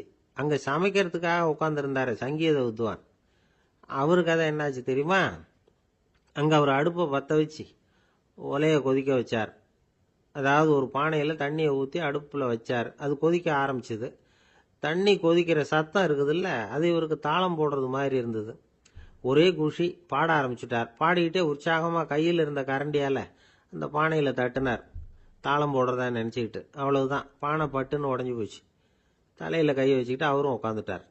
எந்த தொழில் தெரிஞ்சாலும் சரி, அதை புத்திசாலித்தனமாக பயன்படுத்த தெரியலன்னா ஆபத்து தான். அதுக்காக தான் இந்த கதை. ஒரு பஸ்ஸு டிரைவர் ரொம்ப கெட்டிக்காரரு. பஸ்ஸை ரொம்ப திறமையாக ஆபத்து இல்லாமல் ஓட்டினதுக்காக பரிசுலாம் வாங்கினவர். அவரே ஒரு படகு ஓட்டுறதுக்காக அழைச்சிட்டு போயிருக்கிறாங்க, மோட்டார் படகு. அதையும் ரொம்ப திறமையாக தான் ஓட்டிகிட்டு போயிருக்கிறாரு. நடுக்கடலில் போனதும் படகு நின்று போச்சு. மோட்டாரில் ஏதோ கோளாறு. என்ன செய்யலாம் அப்படின்னு அந்த டிரைவரை கேட்டிருக்கிறாங்க படகுல இருந்தவங்கெல்லாம். அப்போ அவர் சொன்னாராம், கவலைப்படாதீங்க, ஒன்றும் பிரச்சனை இல்லை, எல்லாரும் கொஞ்சம் கீழே இறங்கி பின்னாடி தள்ளுங்க, மோட்டார் ஸ்டார்ட் ஆகிடும் அப்படின்னாராம். ஒரு காலத்தில் பிரஷ்யா அப்படின்னு ஒரு தேசம் இருந்தது. இப்போ ஜெர்மனி இருக்குல்ல, இதோட பெரும்பகுதி ஒரு காலத்தில் பிரஷ்யாங்கிற பேரில் இருந்தது. அப்போ அதுக்கு அரசராக இருந்தவர் மகா ஃப்ரெடரிக், அதாவது ஃப்ரெடரிக் தி கிரேட் அப்படின்னு சொல்லுவாங்க. அந்த ராஜாவுக்கு ஒரு சந்தேகம், நாம் பல வகையான வரிகளை விதித்து வசூல் பண்ணுறோம், அப்படி பண்ணி வருமானம் குறைஞ்சிக்கிட்டே போகுதே, இதுக்கு என்ன காரணமாக இருக்கும்? இதுதான் அவருக்கு ஏற்பட்ட சந்தேகம். ஒரு சமயம் அந்த அரசர் தம்முடைய அமைச்சர்களையும் பிரபுக்களையும் தளபதிகளையும் கூப்பிட்டு ஒரு விருந்து வச்சார். விருந்து முடிஞ்சதும் அவங்கள பார்த்து இந்த சந்தேகத்தை கேட்டார். வரிகள் அதிகமாக விதித்து வருமானம் குறையறதுக்கு என்ன காரணம் அப்படின்னு கேட்டார். பல பேருக்கு இதுக்கு சரியாக பதில் சொல்ல தெரியல. அனுபவசாலியான ஒரு தளபதி எழுந்திருச்சார். அரசே, அது எப்படிங்கிறத இப்போ உங்களுக்கு காட்டுறேன்னார். உடனே ஒரு பெரிய பனிக்கட்டி ஒன்று தன்னுடைய கையில் எடுத்தார். அதை அப்படியும் எப்படியும் திருப்பி பார்த்தார். அப்புறம் அடுத்தவர்கிட்ட கொடுத்தார். அவர் அதை அப்படியும் எப்படியும் திருப்பி பார்த்துட்டு அடுத்தபடியாக இருந்தவர்கிட்ட கொடுத்தார். இப்படியே இதை ஒவ்வொருத்தரா பார்த்துட்டு ஒவ்வொரு கையாக மாறி கடைசியில் மன்னர் கைக்கு போய் சேர்ந்தது. மன்னர் கைக்கு அந்த பனிக்கட்டி போய் சேர்ந்தப்போ அது கொஞ்சம் கொஞ்சமாக உருகி ஒரு பட்டாணி கடலை சைஸுக்கு ஆயிட்டுது. மன்னர் யோசனை பண்ணார், வரி அதிகமாக போட்டாலும் வந்து சேர்றது குறைவாக இருக்கிறதுக்கு என்ன காரணம் அப்படிங்கிறது அவருக்கு புரிஞ்சு போச்சு. காலம்தான் மாறிட்டு இருக்கே தவிர இந்த கையூட்டு வாங்குற பழக்கம் மாறினதாக தெரியல. இன்னொரு ராஜா இருந்தார். அவர் தன்னுடைய ராஜாங்கத்தில் லஞ்ச ஊழலே சுத்தமாக இருக்கக்கூடாது அப்படின்னு நினைச்சார். அவர்கிட்ட பல்வேறு துறைகளுக்கும் பொறுப்பாக இருந்த பல பேரும் ரொம்ப சுத்தமாகவும் நேர்மையாகவும் இருந்தாங்க. ஒரே ஒருத்தர் மட்டும் எல்லார்கிட்டையும் லஞ்சம் வாங்கிட்டே இருந்தார். அவரை வேற வேற துறைகளுக்கு மாற்றி பார்த்தாரு. அந்த ராஜா என்னென்னமோ பண்ணி பார்க்குறாரு. எந்த வேலையை கொடுத்தாலும் அதுலேயும் லஞ்சம் வாங்குறதுக்கு ஒரு வழியை உண்டு பண்ணிக்குவார் அந்த ஆள். ராஜாவுக்கு இது ஒரு பெரிய தலைவலியாக போட்டுது. இவர் என்ன பண்ணுறது, இவருக்கு என்ன வேலையை கொடுக்கறது, கொஞ்சம் கூட லஞ்சம் வாங்குறதுக்கு சான்ஸே இல்லாத ஒரு வேலையை கொடுக்கணும் அப்படின்னு திட்டம் போட்டார். ஒரு நாள் அவருக்கு அந்த உத்தரவும் போட்டுட்டார். அதாவது அவருக்கு என்ன வேலைன்னா, கடற்கரையில் தான் அவருக்கு ஆஃபீஸ். அங்கேயே இருந்துக்க வேண்டியது. தினமும் எத்தனை கடல் அலை கரையில் வந்து மோதுது அப்படிங்கிறத கணக்கெடுத்து ராஜாவுக்கு தெரிவிக்க வேண்டியது. இதுதான் அவருக்கு வேலை. பேசாமல் அலையை எண்ணிட்டு உட்காந்துருக்கிட்டோம், அப்போவாவது அவர் லஞ்சம் வாங்குற சந்தர்ப்பம் இல்லாமல் போயிடும் அவருக்கு அப்படின்னு நினைச்சார் ராஜா. இந்த ஆள் கடற்கரைக்கு போய் டியூட்டியில் ஜாயின் பண்ணிட்டார். ஒரே மாசத்துல அங்கே சொந்தமாக ஒரு பிரம்மாண்டமான மாளிகை கட்டி விட்டாரு. ராஜாவுக்கு இது பெரிய ஆச்சரியமாக போச்சு. அலையை என்ற வேலையில் அந்த ஆள் எப்படி பணம் சம்பாதிச்சார் அப்படின்னு விசாரித்து பார்த்தார் அக்கம் பக்கத்தில். அந்த ஆள் என்ன பண்ணியிருக்கிறாருன்னா, கடற்கரையில் போய் பொறுப்பு ஏற்றுக்கிட்ட உடனே அங்கே இருந்த மீனவர்கள்கிட்ட எல்லாம் இந்த கரையில் வந்து ஒரு நாளில் வந்து மோதுற அலைகள் எத்தனை அப்படின்னு கேட்டிருக்காரு. அது எப்படிங்க தெரியும்னு இருக்காங்க அவங்க. தினமும் அந்த எண்ணிக்கை தெரியணும். நம்ம ராஜாவுக்கு தினமும் அறிக்கை அனுப்பணும், டெய்லி ரிப்போர்ட்டு. தவறுனா நீங்கள் இந்த கடலில் போய் மீன் பிடிக்கிறதுக்கு ராஜாவோட அனுமதி கிடைக்காது அப்படின்ட்டுருக்காரு. உடனே மீனவர்களும் பயந்து போட்டாங்க. கடலுக்கு போகிறதுக்கு அனுமதி இல்லைன்னா பட்டினி கிடக்கிறது மாதிரி ஆகிடுமே. மெதுவாக அந்த ஆளுகிட்ட போனாங்க, காதோட காதா சொன்னாங்க, ஐயா, எங்களால் வந்து கடல் அலையை வந்து எண்ண முடியாது. தினமும் எங்களால் முடிஞ்சதை உங்களுக்கு பணமாக கொடுத்துட்றோம். நீங்கள் தான் ராஜா கிட்ட சிபாரிசு பண்ணி நாங்கள் தொடர்ந்து மீன் பிடிக்கிறதுக்கு அனுமதி வாங்கி கொடுக்கணும் அப்படின்னு வேண்டிக்கிட்டாங்க. பணம் தினமும் வந்து சேர ஆரம்பிச்சுட்டுது. பதவியில் மற்ற பதவியோட இந்த பதவி எவ்வளவோ மேல் அப்படின்னு நினச்சிட்டான் அந்த ஆள். அது மட்டும் இல்லை, தயவு பண்ணி என்னை இந்த இடத்த விட்டு மாற்றி விடாதீங்க சார் அப்படின்னு வேற கேட்க ஆரம்பிச்சுட்டானா. ஊர்ல ஒரு சிற்பி இருந்தார். சிற்பின்னா அவர் ரொம்ப திறமையுள்ளவர். அதாவது எங்கேயாவது ஒரு கல் கிடந்தா போதும், அதை அப்படியே எடுத்துட்டு வருவார். கொஞ்ச நாள் கழிச்சு அவர் இடத்துக்கு போய் பார்த்தா அழகா ஒரு சிற்பம் உட்காந்துருக்கும். இந்த கல்லா கிடந்தது சிற்பமா மாறி இருக்கும். அந்த அளவுக்கு பண்ணிவிடுவார் அப்பேற்பட்ட சிற்பி. எப்படிங்க அவ்வளவு மோசமான ஒரு கல்லுல இருந்து இவ்வளவு அழகா ஒரு சிற்பத்தை உங்களால வடிக்க முடிஞ்சது அப்படின்னு கேட்டா, அது ஒன்றும் பெரிய விஷயம் இல்லைங்க. இந்த சிற்பம் ஏற்கனவே அந்த கல்லுக்குள்ள இருந்தது. இதை சுத்தி இருக்கிற வேண்டாத பகுதிகளை எல்லாம் உளியால கொத்தி எடுத்துவிட்டேன், அவ்வளவுதான் என் வேலை. உடனே உள்ள இருந்த இது வெளியில வந்துட்டுது அப்படிம்பார். அந்த அளவுக்கு திறமைசாலி. ஒரு சின்ன பாறை இல்லைன்னா கருங்கல்ல பார்த்துட்டாருன்னா போறோம், விடமாட்டார். அந்த கல்லோட அமைப்பை கவனிச்சு பார்த்துட்டு இதுக்குள்ள ஒரு வீரன் ஒளிஞ்சிருக்கான் பார். அவர் கண்ணுக்கு தெரியும். இந்த கல்லுக்குள்ள ஒரு துறவி உட்கார்ந்துருக்காரும்பார். நமக்கெல்லாம் வெறும் கல்லாதான் தெரியும். இந்த கல்லுக்குள்ள ஒரு நடன மங்கை நடனம் ஆடிக்கிட்டு இருக்கா அப்படிம்பார். உடனே அந்த கல்லை கொண்டுகிட்டு வருவார். அவர் சொன்னது மாதிரியே உள்ள இருக்கிற அவங்களையெல்லாம் வெளியில கொண்டுட்டு வந்துருவார். அதாவது வேண்டாத பகுதிகளை எல்லாம் கொத்தி எடுத்துருவார். அவரு மொழியில சொல்ல போனா, இந்த சிற்பிக்கு ரொம்ப நாளா மனசுக்குள்ள ஒரு ஆசை. அதாவது உண்மை, தூய்மை, இதுக்கு உதாரணமா இருக்கக்கூடிய புத்தர் சிலைய வடிக்கணும் அப்படிங்கிறது அவரோட ஆசை. ஆனா அந்த ஆசை நிறைவேறாமலே இருந்துகிட்டு வந்தது. அதுக்கு என்ன காரணம்னா, அதுக்கு தகுந்த மாதிரி ஒரு கல்லு கிடைக்கல. கல்லு கிடைச்சா அதை செஞ்சிருவாரு. ரொம்ப காலமா அங்கங்க தேடி அலைஞ்சார். இந்த புத்தர் சிலை வடிக்கிறதுக்கு பொருத்தமா ஒரு கல்லு கிடைக்குமா அப்படின்னு சொல்லி கண்ணுல படுற கல்லையெல்லாம் உத்து உத்து பார்ப்பார். உள்ள புத்தர் இருக்காரான்னு கவனிப்பார். இருக்கிற மாதிரி எதுவும் தெரியல அவர் கண்ணுக்கு. சரி, இதுக்கு என்ன செய்யலாம்னு யோசனை பண்ணார். நேரா ஒரு புத்த மடாலயத்துக்கு போனார். அங்க இருக்கிற ஒரு புத்த துறவியை சந்திச்சார். அவர்கிட்ட விசாரிச்சார், சுவாமி, புத்தரின் தூய்மை ஒளிஞ்சிருக்கிற அந்த கல் எங்க கிடைக்கும் அப்படின்னார். அந்த கல் இருக்கிற இடம் எதுன்னு இன்னமும் உங்களுக்கு தெரியலையா அப்படின்னு கேட்டார் துறவி. இல்லைங்க, அதுக்காகத்தான் அலைஞ்சிட்டு இருக்கிறேன் அப்படின்னாரு இவரு. சரி, கவலைப்படாதீங்க, ஏன் கூட வாங்க காட்டுறேன் அப்படின்னு அழைச்சிட்டு போனார். எங்க போனார்னா, அந்த மடாலயத்தின் பின்பக்கம் போனாங்க. 2 பேரும் போனாங்க. அங்க போய் பார்த்தா அங்க ஒரு கிணறு இருந்தது. என்ன அது, நாம கேட்டது கல்லு, இவர் அழைச்சிட்டு வந்து காட்டுறது கிணறு அப்படின்னு இவருக்கு சந்தேகம். ஒரு மாதிரியா பார்த்தார். அவரு சொன்னார், துறவி எட்டி பாருங்க உள்ள அப்படின்னாரு. கிணறுக்குள்ள என்ன இருக்கும்னு இவருக்கு தெரியாதா, இருந்தாலும் அவர் சொல்றாரு அப்படின்னு சொல்லி எட்டி பார்த்தார். பார்த்தா அதுல தண்ணி இருந்தது. அந்த தண்ணியில தன்னோட உருவம் தெரிஞ்சுது. இப்ப அந்த புத்த ஞானி சொன்னார், துறவியாரே, புத்தரை நாம தான் ஒளிச்சு வச்சிருக்கிறோம், நமக்குள்ளதான் அவர் மறைஞ்சிருக்கிறார். அவரை அடையாளம் தெரியாதபடி மூடி இருக்கிறது எது தெரியுமா? நம்ம கிட்ட இருக்கிற கோபம், போலித்தனம், பதட்டம், ஆசை, இதெல்லாம் தான். அறிவு அப்படிங்கிற ஒளியால அதையெல்லாம் செதுக்கி எடுத்துட்டோம்னா அந்த அழகான புத்தர் வெளியில வந்துருவார் அப்படின்னு சொன்னார் துறவி. அதனால நமக்குள்ள இருக்கிற நம்மள நமக்கே அடையாளம் தெரியல அப்படிங்கிறது தான் உண்மை. இந்த உண்மையான மனிதன் உள்ளே இருக்கிறான். இவரு கல்லை பார்த்துட்டு உள்ள யார் இருக்காங்கிறது அவருக்கு தெரிஞ்சது சிற்பிக்கு. ஆனா உண்மையான புத்தர் எங்க இருக்காருங்கிறத அவரால் அடையாளம் கண்டுபிடிக்க முடியல. அப்படிதான் பல பேர் இன்னைக்கு இருந்துகிட்டு இருக்கிறோம். ஒரு அப்பா தன்னுடைய பிள்ளைக்கு புத்தி சொன்னார், அதோ பாருப்பா, மனசுதான் கல்லு, அறிவு தான் ஒளி. உன்னுடைய மனசுங்கிற கல்ல அறிவுங்கிற ஒளியால செதுக்கி அழகான மனிதனா நீ வெளியில வரணும்னார். அதுக்காக தான்ப்பா தேடிட்டு இருக்கேன்னா அவன். மனசுங்கிற கல்ல தேடிக்கிட்டு இருக்கிறியா அப்படின்னு கேட்டார். இல்லப்பா, அறிவுங்கிற ஒளி எங்க இருக்குன்னு தெரியல எனக்கு, அதை தான் தேடிக்கிட்டு இருக்கிறேன் அப்படின்னு நானா. அதனால அறிவை தேடிக்கிட்டு இருக்கிறவன் என்னைக்கு உண்மையை கண்டுபிடிக்க போறான்? அதையே கண்டுபிடிக்க முடியலங்கும் பொழுது, அதனால நாம் யார் அப்படிங்கறது நமக்கு அடையாளம் தெரியணும். அந்த அடையாளம் தெரிஞ்சுட்டா வாழ்க்கையில வெற்றி நிச்சயம். ஆளை கண்டா ஏன் இப்படி முகத்தை திருப்பிக்கிட்டு வர்றீங்க அப்படின்னு கேட்டார் ஒருத்தர் நண்பர்கிட்ட. எலெக்ஷன்ல அவன் எதிர்த்து நின்னவன் சார், என்ன அவன்கிட்ட நமக்கு என்ன பேச்சுவார்த்தை அப்படின்னாராம் ரொம்ப கோபமா இவர். சரி, அந்த ஆள் யாருன்னு கேட்டேன். என் கூட பிறந்த தம்பி தான் சார் அப்படின்னார் அந்த கோபம் குறையாமல். அதாவது நம்ம ஊர் நிலவரம் இப்படி, அதாவது அண்ணனும் தம்பியும் எதிர்த்து நிற்பாங்க தேர்தல்ல, ஒருத்தர் கண்டா பேசிக்கிறது இல்லை.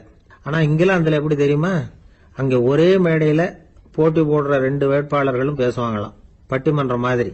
ஒருத்தர் முதல்ல எழுந்திருப்பார், நான் இந்த தேர்தலில் வெற்றி பெற்றால் என்னென்ன செய்வேன் அப்படின்னு சொல்லிவிட்டு உட்காருவார். அதுக்கப்புறம் அடுத்தவர் எழுந்திருப்பார், அவரு சொல்லுவார், நான் வெற்றி பெற்றா இந்த மக்களுக்கு என்னென்ன செய்வேன், இந்த நாட்டுக்கு என்னென்ன செய்வேன் அப்படிங்கறத சொல்லிவிட்டு உட்காருவார். 2 பேரும் ஒரே மேடையில பேசுவாங்க. மக்கள் 2 பேர் பேச்சையும் கேட்டுக்கிட்டு ஒரு முடிவுக்கு வருவாங்க. இதுதான் அங்க உள்ள பழக்கம். இங்க அப்படி இல்லை. இங்க ஒருத்தர் பார்த்தாவே முகத்தை திருப்பிக்கிறது. ஒரு தடவை இது மாதிரி ஒரு கூட்டம் நடந்துகிட்டு இருக்கு அங்க வெளிநாட்டுல தான். நேரத்துக்கு சரியா ஒரு வேட்பாளர் வந்து சேரல. இது இங்கிலாந்துல நடந்த நிகழ்ச்சி. அப்புறம் என்ன ஆச்சுன்னா, ஒருத்தர் வந்துட்டாரு, இன்னொருத்தர் வந்து சேரல.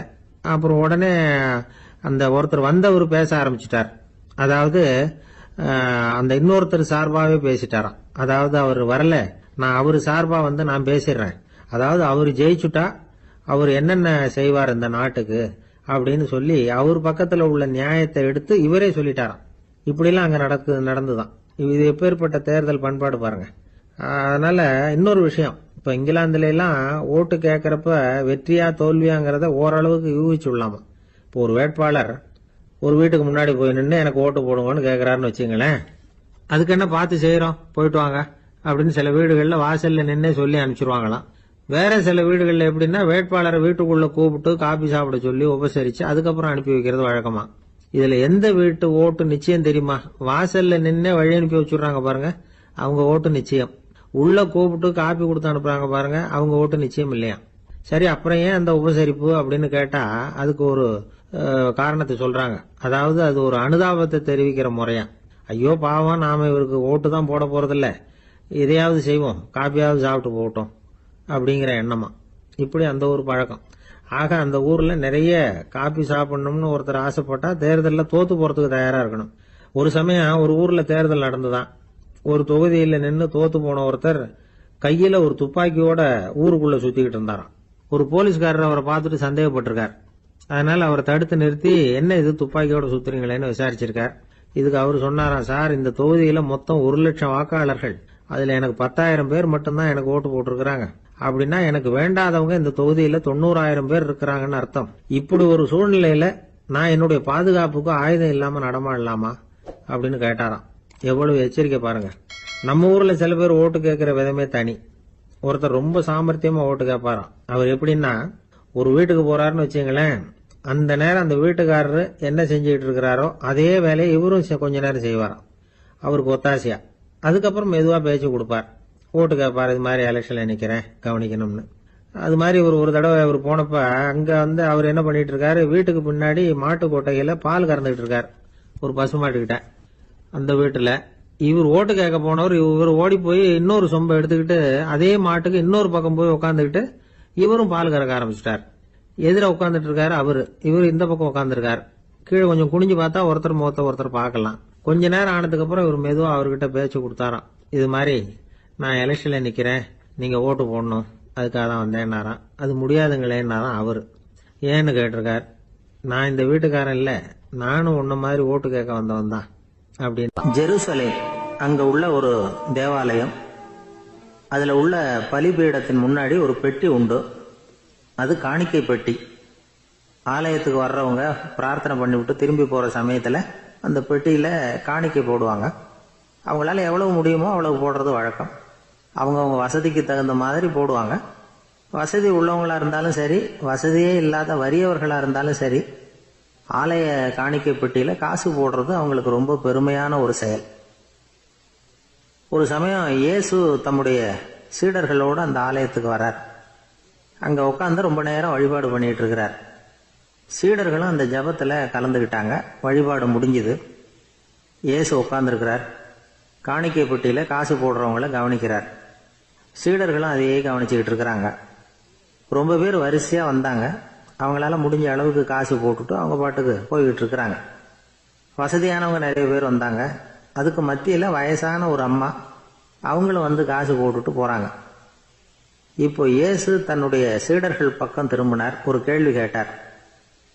இப்போ இந்த காணிக்கை பெட்டியில நிறைய பேர் வந்து காசு போட்டுட்டு போறத நீங்க கவனிச்சிங்க. இன்னைக்கு இந்த காணிக்கை பெட்டியில ரொம்பவும் அதிகமா காசு போட்டது யார் அப்படின்னு கேட்டார். முதல்ல வந்தார ஒரு பெரிய மனுஷன், அவர் தான் அதிகமா போட்டார் அப்படின்னாரு ஒருத்தர். மூணாவதா வந்தவர் தான் அதிகமா போட்டார், நான் கவனிச்சேன் அப்படின்னாரு இன்னொருத்தர். இப்படி ஆளுக்கு ஒரு விதமா சொல்றாங்க. கடைசியா இயேசு சொன்னாராம், இன்றைக்கு அந்த பெட்டியில அதிகமா காசு போட்டவங்க அந்த வயசான அம்மா தான் அப்படின்னாராம். சீடர்களுக்கு ஒன்றும் புரியல. அந்த அம்மா ரொம்பவும் ஏழையாச்சே, அவங்க எப்படி அதிகமாக காணிக்கை செலுத்த முடியும் அப்படிங்கிறது அவங்க சந்தேகம். இயேசு விளக்குனார். நிறைய பேர் வந்தாங்க, நிறையவே காசுகள் போட்டாங்க, அது உண்மைதான். ஆனால் அந்த அம்மா என்ன பண்ணாங்க கவனிச்சிங்களா?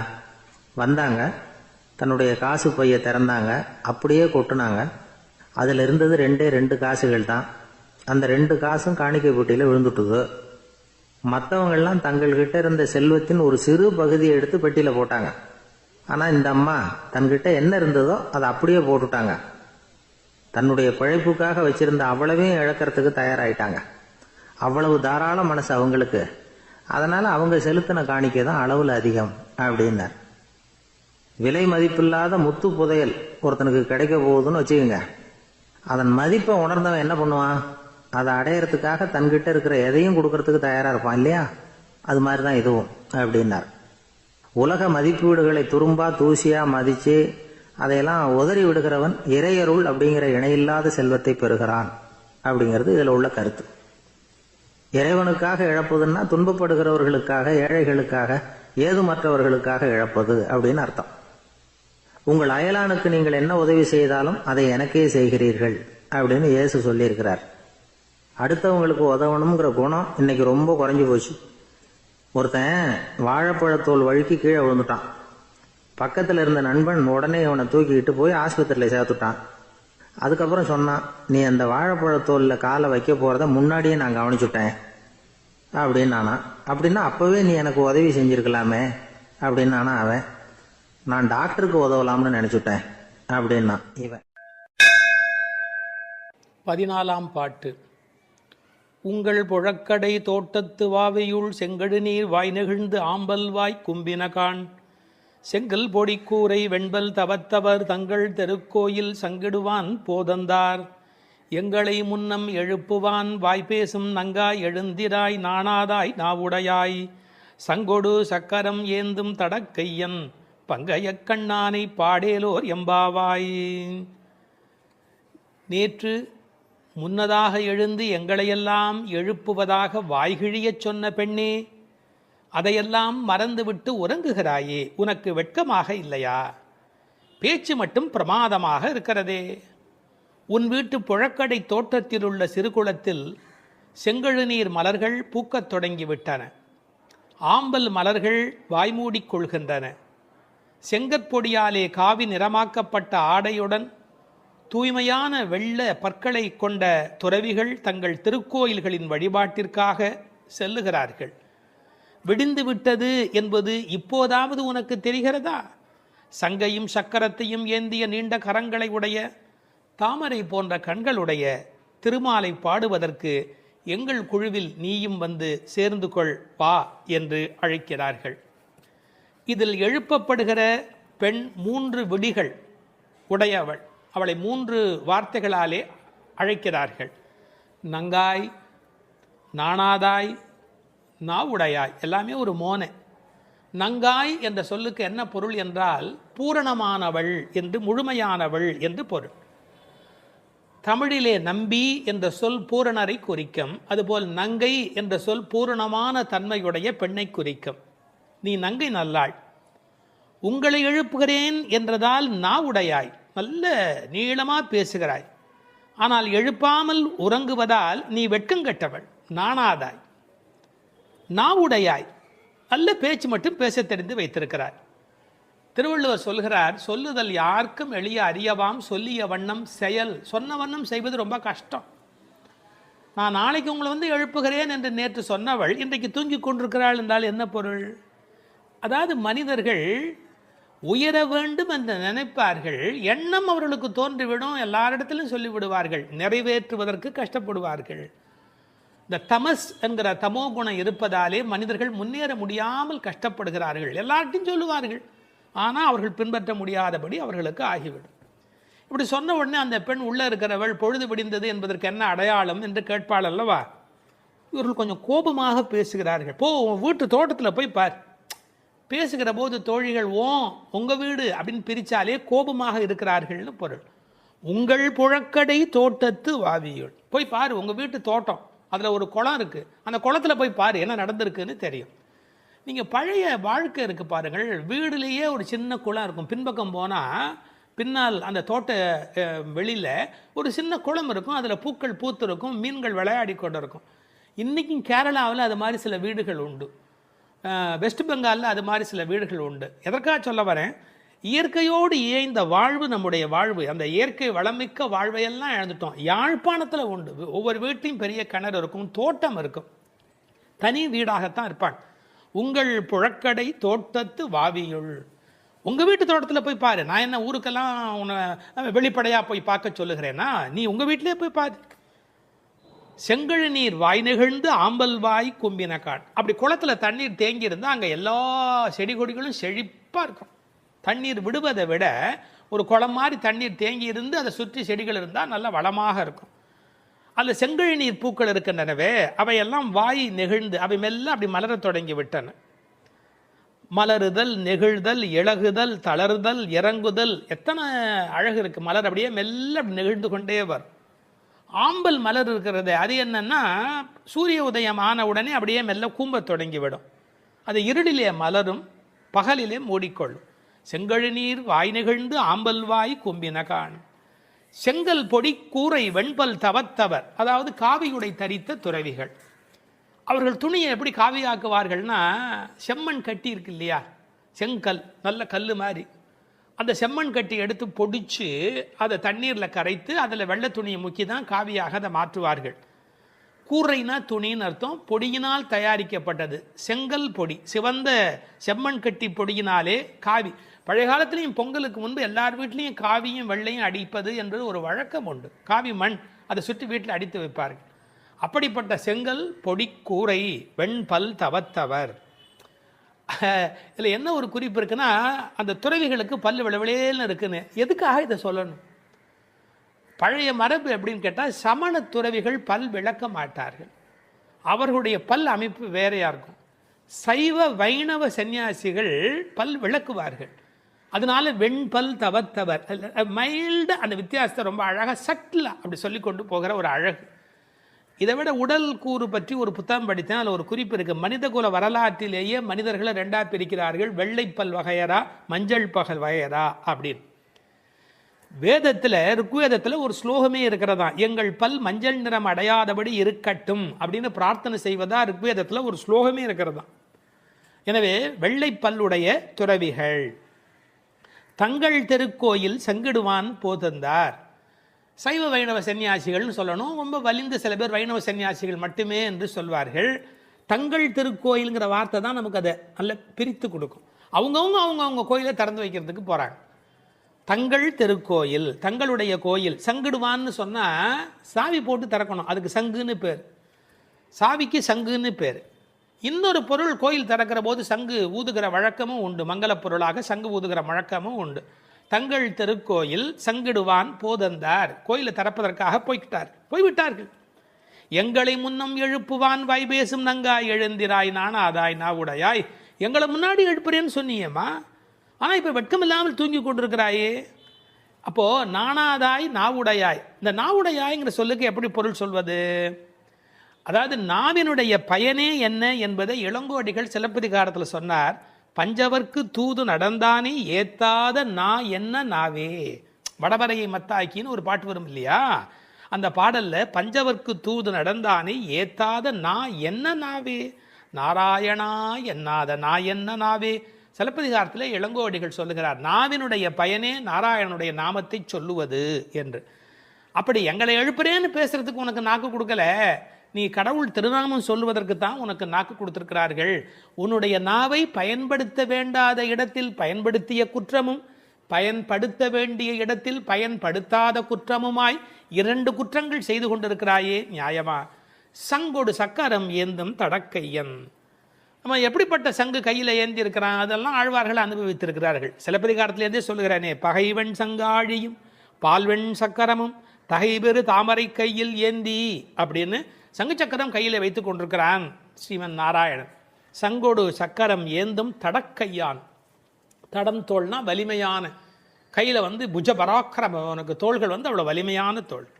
அப்படிப்பட்டவன் பங்கைய கண்ணனை பாடேலோர் எம்பாவாய். அவனுடைய கண்ணழகில் ஈடுபட வேண்டாமா?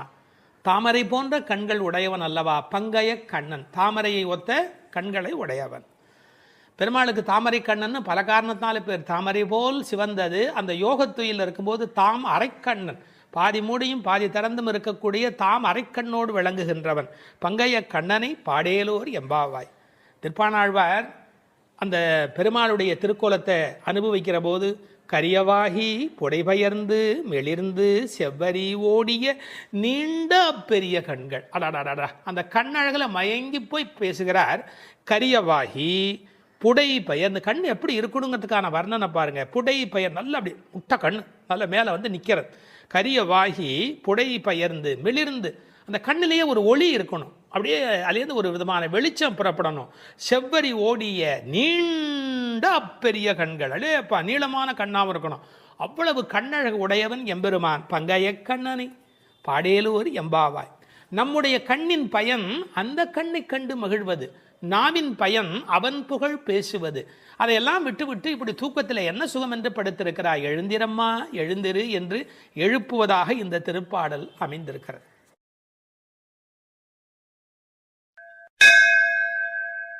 15வது பாடல். முதல் 5 பாடல் பாயிரமாகவும் அடுத்த 10 பாடல்கள் உறங்குவோரை எழுப்புவதாகவும், அந்த உறங்குவோரை எழுப்புவதாக பாடுவதே 10 ஆழ்வார்களை குறிப்பதாகவும் வைணவத்தில் உரை சொல்வது மரபு. இந்த 15வது பாடலில் இளங்கிளியை எழுந்து வா என்று அழைக்கிறாள். எல்லே இளங்கிளியே இன்னம் உறங்குதியோ.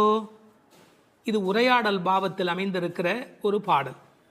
எல்லே இளங்கிளியே இன்னம் உறங்குதியோ, சில்லென்று அழையேன் மின்னங்கமீர் போதருகின்றேன். வல்லை உன் கட்டுரைகள் பண்டே உன் வாயறிதும், வல்லீர்கள் நீங்களே நானேதான் ஆயிடுக. ஒல்லை நீ போதாய் உனக்கென்ன வேறுடையை, எல்லோரும் போந்தாரோ போந்தார் போந்து எண்ணிக்கொள். வல்லானை கொன்றானை மாற்றாரை மாற்றழிக்க, வல்லானை மாயனை பாடேலோர் எம்பாவாயே. உரையாடலாக அமைந்திருக்கிற பாடல். இப்பாடலில் எழுப்பப்படுகிற பெண்ணும் சற்று வாய்த்துடுக்கானவள். இவளது தோழிகள் அதனை அறிவார்கள். அதனால் பாடல் முழுவதுமே உரையாடல் அமைப்பிலேயே ஓடிக்கொண்டே இருக்கிறது. எனவே நேரடியாக பாடலை நாம் சிந்திப்போம். எல்லே இளங்கிளியே, உள்ளே உறங்குபவள், வெளியே எழுப்புகிறவர், இருவருக்கும் நடக்கும் உரையாடலில் ஒருவரையொருவர் தாக்கியும் கேலி பேசியும் பிறகு உள்ளுறங்குபவள் பணிந்து போவதுமாக பாடலுடைய அமைப்பு அமைந்திருக்கிறது. இல்லே என்று அழைப்பது பாண்டி நாட்டுக்கு உரிய ஒரு பழக்கம். இல என்பது போல ஒரு சொல் அங்கு ஒலியாக அமைந்திருக்கிறது.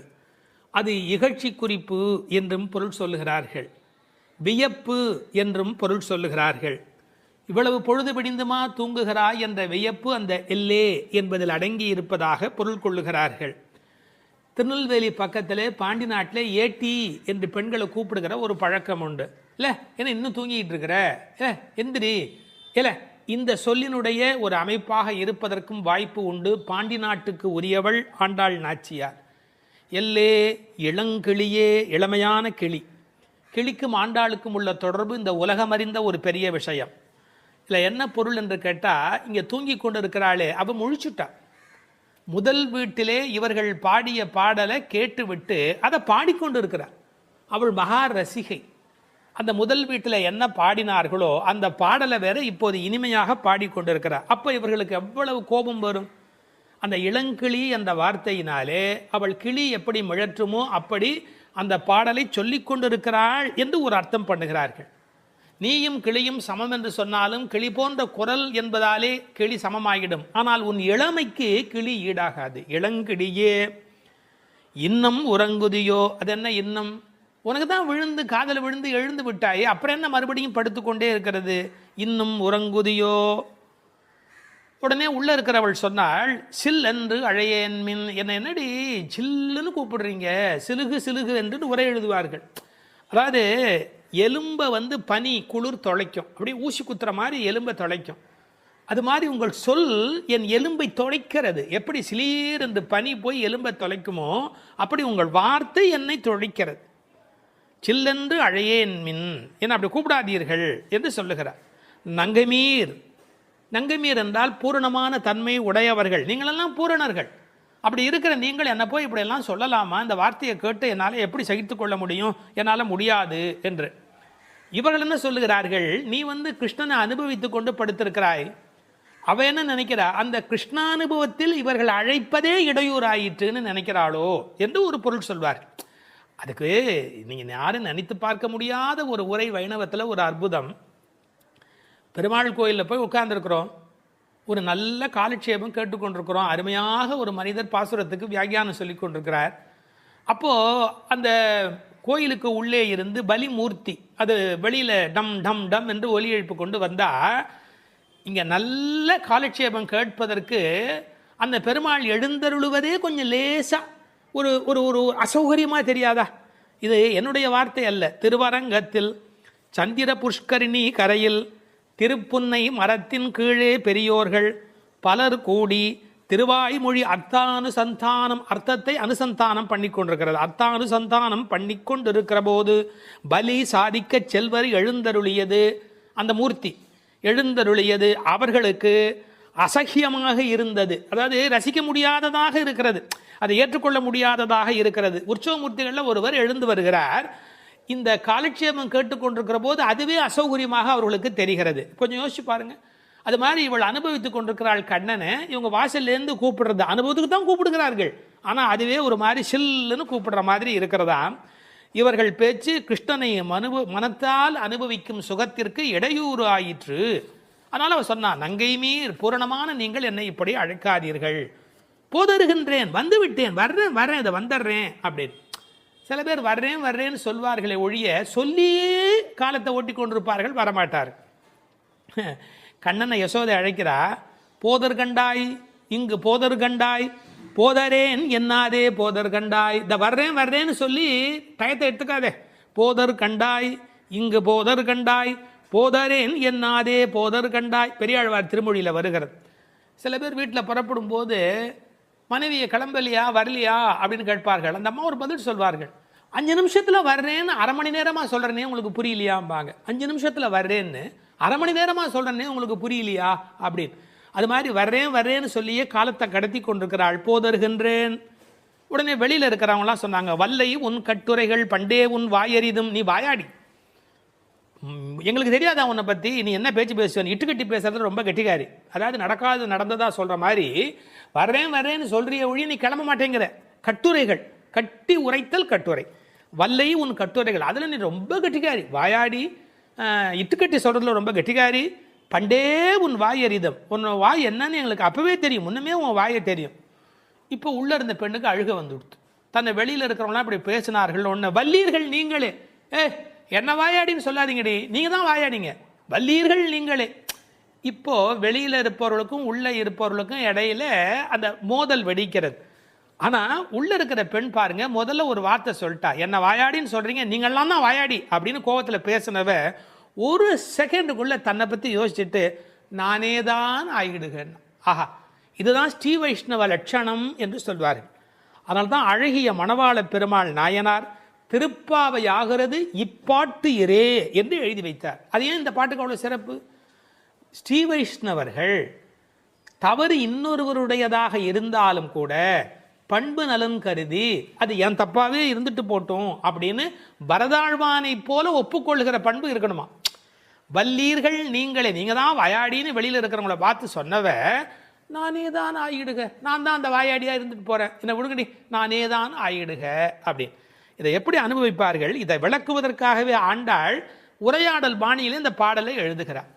ஏன் இதை வெறுமனை நீதி போதனை மாதிரி பாகவதர்கள் அடங்கி இருக்க வேண்டும்னு சொல்லக்கூடாதா அப்படின்னா, இந்த உரையாடல் இருக்கிற போது அதில் கிடைக்கக்கூடிய அந்த ஒரு சுகம் இருக்கு இல்லையா, ஏன் அனுஷ்டான ரூபமாக அது கிடைக்கும், உபதேச ரூபமாக இல்லாமல், யாரோ அறிவுரை சொல்லுகிற உபதேசமாக இல்லாமல் பின்பற்றுதல் என்கிற அனுஷ்டான ரூபமாக கிடைப்பதற்காக உரையாடல் பாணியில் இதை ஆண்டாள் நாச்சியார் கொண்டு போகிறாள். சரி, இப்போ அடுத்த கேள்வி கேட்டார்கள், வெளியில் நிற்கிறவங்கலாம் அப்போ பக்தியோட ஆமாமா நாங்கள் தான் வாயாடின்னு ஒத்துக்கக்கூடாதா? அப்போ ஒத்துக்கிட்ட பிறகாவது மன்னிப்பு கேட்கக்கூடாதா? அப்போ வெளியில் இருக்கிறவங்களுக்கெல்லாம் ஸ்ரீ வைஷ்ணவ லட்சணம் இருக்க வேண்டாமா? அப்படி வியாக்கியானத்தில் ஒரு வரி எழுதினார்கள், உலகத்தில் உத்தம அதிகாரிகள் பல பேர் கிடைப்பது அரிது, 1-2 பேர் தான் கிடைப்பாங்க. சரி, தவறை ஒத்துக்கிறதுலேயே எத்தனை வகை? முதல் விஷயம், செய்த தவறை ஒப்புக்கொள்ள மறுப்பார்கள், இது முதல் வகை. 2, சிரமப்பட்டு ஒப்புக்கொள்வார்கள், ரொம்ப கஷ்டப்பட்டு இது தப்புங்கிறத ஒத்துக்கொள்வார்கள். 3, முதல்ல சொன்னதுக்கெல்லாம் பிறகு மறுக்காமல் அதை ஒப்புக்கொண்டு விடுவார்கள். அப்புறம் இதெல்லாம் தப்பு செஞ்சவங்க ஒத்துக்கிறது, தப்பே செய்யவில்லை அவங்க ஒத்துக்கிறது கஷ்டப்படுவாங்களா இல்லையா? நான் செய்யலையே, நான் ஏன் ஒத்துக்கணும் அப்படின்னு கேட்பாங்க இல்லையா? செய்யாத ஒன்றை ஒப்புக்கொள்வது என்பது மிக மிக மிக உயர்ந்த ஒரு பெரிய உயர்ந்த நிலை. இதை இந்த பெண் ஏற்றுக்கொள்கிறாள், நானே தான் ஆயிடுக அப்படின்னு. இதுக்கு வியாக்கியானம் பண்ணும்போது சொல்வார்கள், இப்போது ஒரு உபன்யாசம் ஆரம்பிக்கிற ஒருவர் ரொம்ப பணிவா, அடியேன் அறிவு குறைந்தவன்னு சொல்லி பணிவாக ஆரம்பிப்பார்.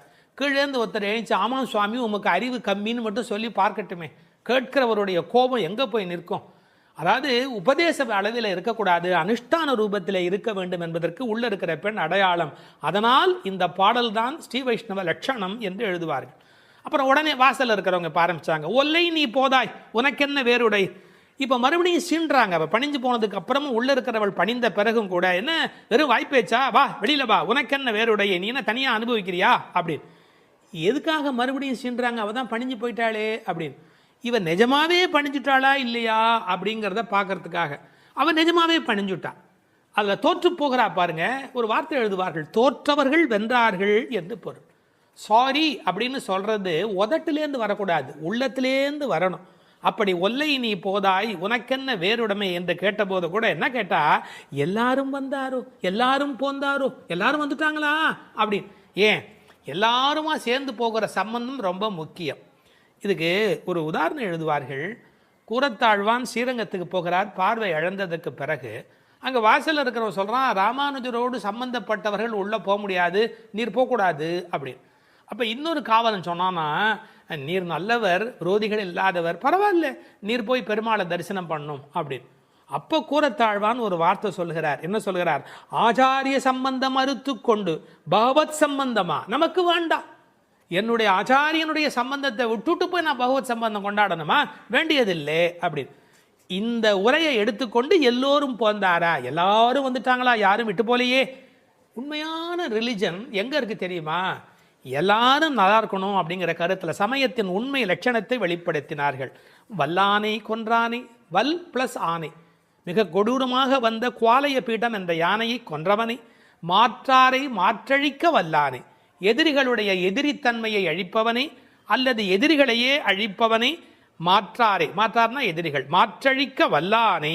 வல்லானைனா இது ஆண்பால், முதல் வல் பிளஸ் ஆனை, அது யானையை குறிப்பது. மாயனை பாடேலோர் எம்பாவாய், மாயத்தில் வல்லவனை பாடுவோம் என்று இந்த பாடல் நிறைவு பெறுகிறது. 16ஆம் பாட்டு நாயகனை எழுப்பும் நடுநாயகமான பாட்டு. நாயகனாய் நின்ற நந்தகோபனுடைய கோயில் காப்பானே, கொடித்தோன்றும் தோரண வாயில் காப்பானே, மணிக்கதவம் தாழ்த்திரவாய், ஆயர் சிறுமியரோமுக்கு அரை பறை மாயன் மணிவண்ணன் நென்னரே வாய் நேர்ந்தான், தூயோமாய் வந்தோம் துயில் எழப்பாடுவான், வாயால் முன்னம் முன்னம் மாற்றாதே அம்மா நீ, நேய நிலைக்கதவம் நீக்கேலோர் எம்பாவாய். ஆயர்பாடியின் தலைவனாய் விளங்குகின்ற நந்தகோபரின் அரண்மனையை காவல் செய்கின்றவரே, கொடி பறக்கின்ற தோரண வாயிலை காத்து நிற்பவரே, அழகிய அரண்மனை கதவுகளை திறந்து எங்களை உள்ளே அனுமதிக்க வேண்டும். நாங்கள் ஆயர் சிறுமிகள், எங்களுக்கு நோன்புக்கு அங்கமான பறையை தருவதாக நேற்றே எங்கள் கண்ணன் வாக்களித்திருக்கிறார். அதனை பெறுவதற்கு என்றே தூய்மையாக அவனுக்கு பள்ளி எழுச்சி பாடுவதற்காக நாங்கள் வந்திருக்கிறோம். உன் வாயினால் மறுத்துச் சொல்லிவிடாதே. நிலையுடன் பொருந்தி இருக்கின்ற கதவை உன் கைகளால் திறந்து வழிபட வேண்டும். பொதுவாக முறையறிந்து செல்ல வேண்டும் என்பது விதி.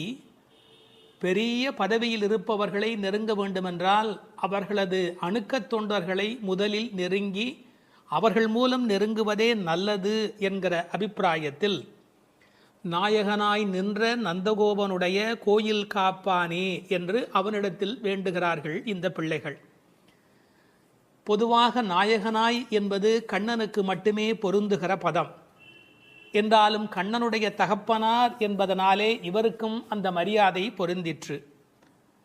அந்த நந்தகோபனுடைய கோயில் காப்பானே என்று நேரடியாக நாம் போகலாம் என்றாலும், நந்தகோபனிடத்தில் கண்ணபெருமான் கோல்கீழ்கன்றாய் அடங்கி இருக்கின்றவன்.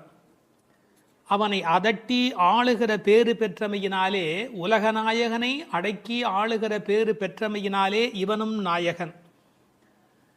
ராமாயணத்திலே சீத்தையோடு புஷ்பக விமானத்தில் ராமர் திரும்பி வருகிற காலத்தில் அயோத்தியை கைகாட்டி, இதோ என் தகப்பனாருடைய ராஜதானி என்று சொன்னதாக ஒரு வரலாறு உண்டு. தன்னுடைய நாடு என்பதை காட்டிலும் தன்னுடைய தகப்பனாருடைய நாடு என்று சொல்வதிலே ராமபிரான் எப்படி உகக்கிறானோ, அப்படி கண்ணனும் தன்னுடைய தகப்பனாகிய நந்தகோபனை கொண்டாடினால் உகப்பான் என்பதற்காக நந்தகோபனை கொண்டாடுகிறார்கள். கோயிலுக்குள் போகிற போது கூட ஜெய விஜயர்கள், க்ஷேத்திர பாலர்கள் இவர்களையெல்லாம் வணங்கிவிட்டு செல்வதாகத்தான் மரபு. இந்த பாடலிலே ஒரு நுட்பத்தை கவனிக்க வேண்டும். நீராட நீராட என்று பெண்களை எழுப்பியவர்கள் நீராடுவதற்கு யமுனைக்கோ பொய்கைக்கோ போகவில்லை.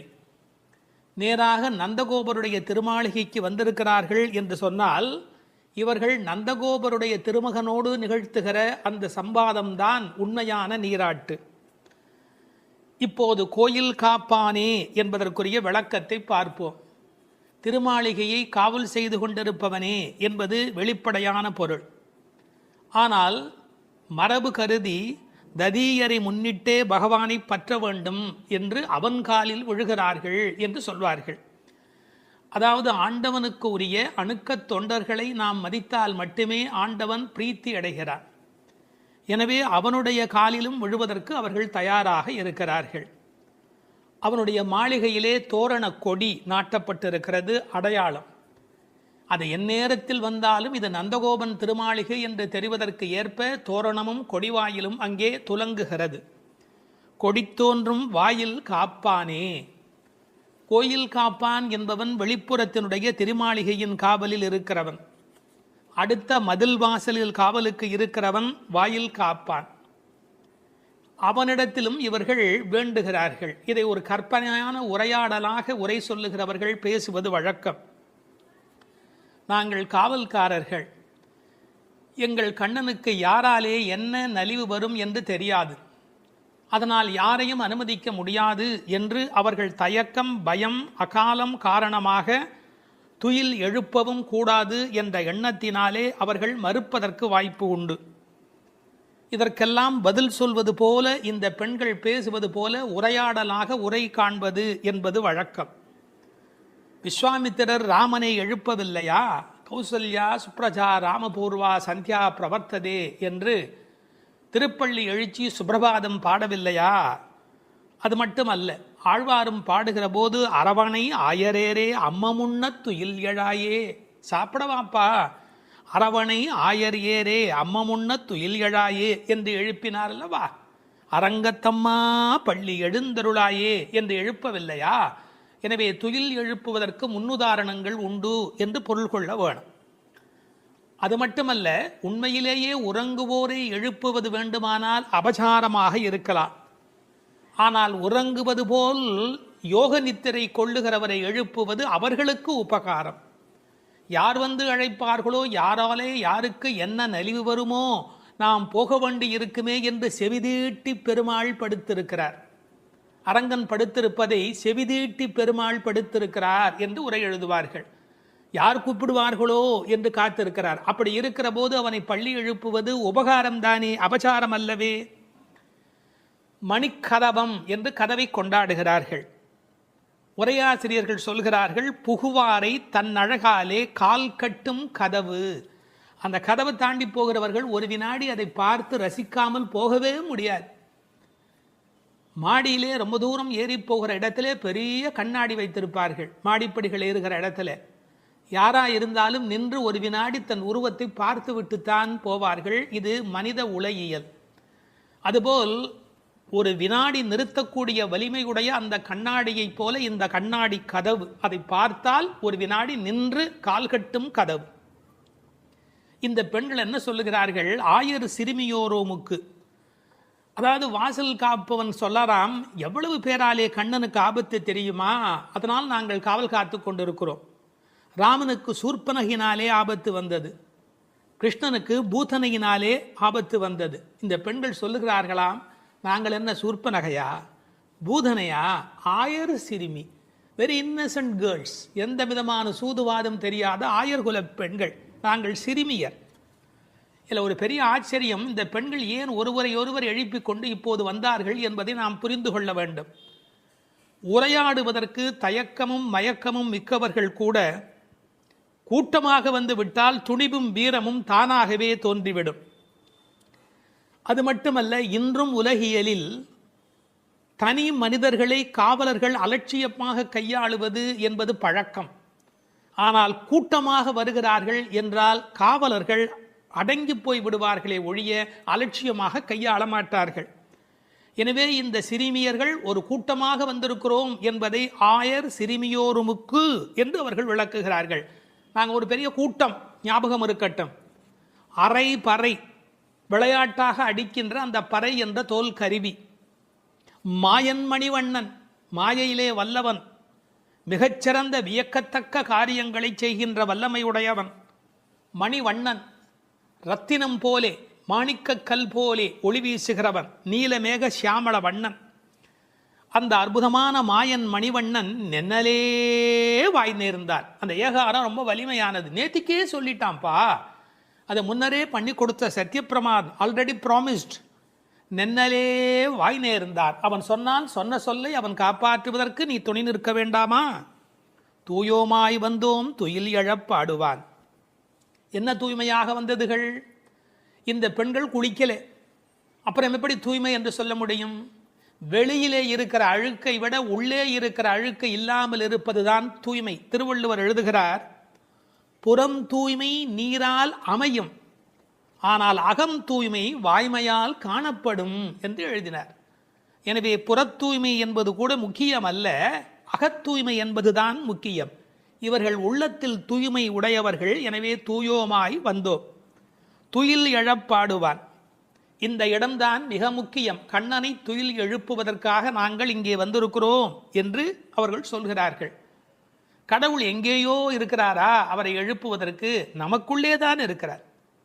ஆனால் பல பேர் தனக்குள்ளே இருக்கிற கடவுளை எழுப்பாததால் தான் பாவத்தில் சிக்கிக் கொள்கிறார்கள். எனவே கடவுளை எழுப்புதல் என்பது வெளியில் நடக்கிற காரியம் அல்ல, உள்ளே கடவுளை எழுப்புவது என்பது விழிப்புணர்வு பெற்ற பெருநிலைக்கு விளக்கமாக அமைகிறது. இப்போது வாயில் காப்பவனை பார்த்து சொல்லுகிறார்கள், அப்பா நீ அபசகனமாக ஏதாவது சொல்லிவிடாதே, வாயால் முன்னம் மாற்றாதே, முதலில் அபசகனமாக மறுத்து விடாதே. அவர்களது பரபரப்பு, விரைவு, பதற்றம் எல்லாமே இந்த வரியில் வெளிப்படுகிறது. அம்மா நீ, அம்மா என்பது இந்த இடத்தில் அசைச்சொல்லாக இலக்கணத்தில் அமைந்திருக்கிறது. ஆனால் அம்மா என்று இவர்கள் தயவு வேண்டி சொல்லியதாகவும் பொருள் கொள்ளலாம். சரி திறந்து கொண்டு போங்கள் என்ற இரக்கத்தோடு அவன் சொல்ல, கதவு இறுக்கமாக இருக்கிறது, உன்னை விட இறுக்கமாக இருக்கிறது என்று அடுத்த வரியிலே சொல்லப் போகிறார்கள். ஏனென்றால் இந்த ஆயர்பாடியிலே இருக்கிறவர்கள் கண்ணனுடைய பாதுகாப்பு கருதி அப்படி ஒரு இறுக்கமான கதவு, பொதுவாக 2 கதவுகள் சாத்தும்படியாக பெரிய இடங்களில் கோட்டை கதவு, கோயில் கதவு இதையெல்லாம் அமைப்பார்கள். அது 2ம் அப்படியே பொருந்தி இருக்க வேண்டும். நேய நிலைக்கதவம் 2 பொருத்தமாக இருக்கணும். கதவுக்குள்ளே ஓட்டை இருந்தால் பனி, குளிர், பூச்சிகள் எது வேணாலும் உள்ள வரும். எனவே அந்த கதவு எப்படி நெருங்கி இருக்கிறது என்பதை நேய நிலைக்கதவம், கண்ணனை பாதுகாப்பதில் அன்பு காட்டுகிற நிலைக்கதவம் என்று பொருள் கொள்ளலாம். அகருணையான கதவு கூட இத்தனை அன்போடு இருக்கிறது என்று சொன்னால் நாங்களும் நீங்களும் நேயம் மிக்கவர் தானே என்று அந்த வாயில் காப்பவனை பார்த்து சொன்னதாக பொருள். இந்த கதவு தடைப்பட்டு இருக்கிறது என்பதற்கு என்ன பொருள்? எங்களால் திறக்க முடியவில்லை, நீ திறந்து விடு என்று சின்ன பிள்ளைகள் சொல்லுகிறார்கள். நீக்கேலோர் எம்பாவாய். நாம் இறைவனை அடைவதற்கு எத்தனையோ கதவுகள் தடையாக இருக்கின்றன. இந்த கதவுகளை திறப்பது என்பது பெரிய வேலை.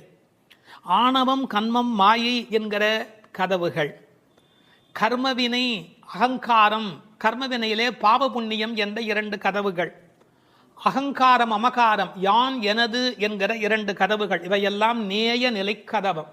அந்த யான் எனது அவ்வளோ டைட்டாக இருக்கும். கர்மவினையில் பாவ புண்ணியம் அவ்வளோ டைட்டாக இருக்கும். நம்ம இறைவனை போய் சேருவதற்கு இவையெல்லாம் தடை.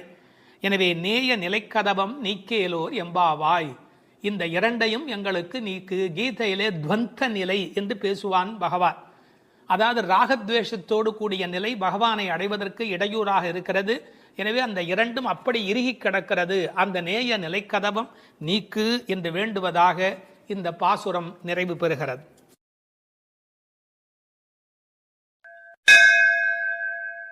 17ஆம் பாட்டு. நந்தகோபருடைய அனுமதி வேண்டி பாடுகிறார்கள்.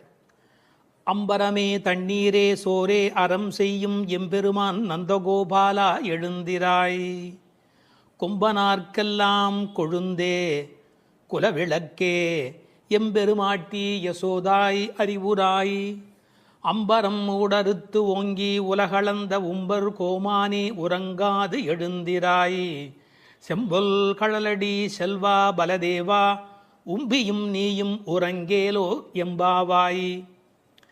வாயிற்காவலர்கள் அனுமதித்த பின் கோபியர்கள் உள்ளே நுழைகிறார்கள். அங்கு நந்தகோபனுடைய இருப்பிடத்தில் அவனை எழுப்பி, அடுத்து படுத்திருந்த யசோதையை எழுப்பி, ஆர்வமிகுதியால் கண்ணனை எழுப்பி, அவன் குறிப்பாக பலராமனை எழுப்புகிற அழகான பாசுரம் இது. ஆடையையும் நீரையும் உணவையும் வரையறையின்றி தருமம் செய்கின்ற எங்கள் தலைவராகிய நந்தகோபரே பள்ளி எழுந்தருள வேண்டும். பூங்கொம்பு போன்ற ஆயர் பெண்களின் கொழுந்து போன்ற தலைவியே, எங்கள் குலவிளக்கே, எங்கள் இறைவியே, யசோதை அன்னையே எழுந்திருக்க வேண்டும். வாமன அவதார காலத்தில் மாவலியிடம் தானம் பெற்று அளக்கத் தொடங்கி ஓரடியால் பூமியை அளந்து மற்ற அடியால் ஆகாயத்தை ஊடறுத்து வளர்ந்து உலகங்களையெல்லாம் அளந்த தேவர் தலைவனே கண்ணா, உறக்கத்தை விடுத்து பள்ளி எழ வேண்டும். சிவந்த பொன்னாலான வீரக்கழலை அணிந்த திருவடிகளை உடைய பலராமனே, நீயும் உன் தம்பியான கண்ணனும் இனியும் உறங்காது எழுந்து எங்களுக்கு சேவை தர வேண்டும் என்று வேண்டுவது பாடலின் திரண்ட பொருள். அம்பரமே தண்ணீரே சோரே அறம் செய்யும் எம்பெருமான் நந்தகோபாலா எழுந்திராய். இதுவரை 10 பாட்டில் எழுப்ப பெற்றவர்கள் ஆழ்வார்கள், ஆச்சாரியர்கள், வேத வித்துக்கள், ஞான குருமார்கள் என்று நயமான உரை கொள்வார்கள். இவர்களது துணை கொண்டுதான் தேவர்கள் விண்ணோர் துணை பெற்றுதான் கடவுளடி சேர வேண்டும் என்பதற்கு ஏற்ப இப்போது கண்ணபெருமானை காவல் காத்து கொண்டிருக்கின்ற தாய் தகப்பனாரை பாராட்டி பேசுகிறார்கள். தசரதன் தானம் செய்தவன். ஆனால் தசரதன் செய்த தானத்துக்கும் நந்தகோபர் செய்த தானத்துக்கும் ஒரு வேறுபாடு உண்டு. தசரதன் பிள்ளை கிடைப்பதற்கு தவம் செய்தவன். தசரதன் பிள்ளை கிடைப்பதற்கு தானம் செய்தவன். நந்தகோபரோ பிள்ளை கிடைத்த பின்னும் தானம் செய்தவன். ரெண்டுக்கும் இடையிலே ஒரு பெரிய வேறுபாடு இருக்கிறது. இவர்கள் என்ன தானம் செய்கிறார்கள்? நந்தகோபன் என்னென்ன கொடுக்கிறாராம்? அம்பரமே தண்ணீரே சோரே அறம் செய்யும் எம்பெருமான். அம்பரம் என்பது துணி கொடுத்தான், ஆடை கொடுத்தான், கூரை கொடுத்தான் என்று பொருள். இன்னொரு பொருள், இவர்கள் பெறுவதற்கு வேண்டிய தண்ணீர் கொடுக்கிறார். அம்பரமே தண்ணீரே. பிறகு உண்ணுவதற்கு சோறு கொடுக்கிறார். பெரியவர்கள் உரை காணுகிற போது கண்ணபெருமான் பிற்காலத்திலே என்னென்ன அறங்கள் செய்தானோ அத்தனைக்கும் மூல காரணம் நந்தகோபனுடைய இயல்பு என்று ஒரு நயம் சொல்வார்கள். எப்படி? சூதர் சபையிலே திரௌபதி துன்புற்று ஆடை வேண்டும் என்று அலறிய போது திரௌபதிக்கு வஸ்திரம் கொடுத்தான் அல்லவா? எனவே இவன் துணி கொடுக்கிறவன் அம்பரன். அம்பரம் திக் அம்பரர் என்றால் திசையை ஆடையாக அணிந்தவர்கள் திகம்பரர்கள். அம்பரம் என்பது ஆடையை குறிக்கும். இவன் திரௌபதிக்கு பின்னாளிலே வஸ்திரதானம் கொடுத்தவன். பிறகு போர்க்களத்திலே குதிரைகள் நாவார குடிப்பதற்காக வருணாஸ்திரம் விட்டு தண்ணீர் வரவழைத்து குதிரைகளுடைய தாகம் தீர்த்தவன். அது மட்டுமல்ல, பசுக்களுக்கும் தண்ணீர் வைக்கிறவன்.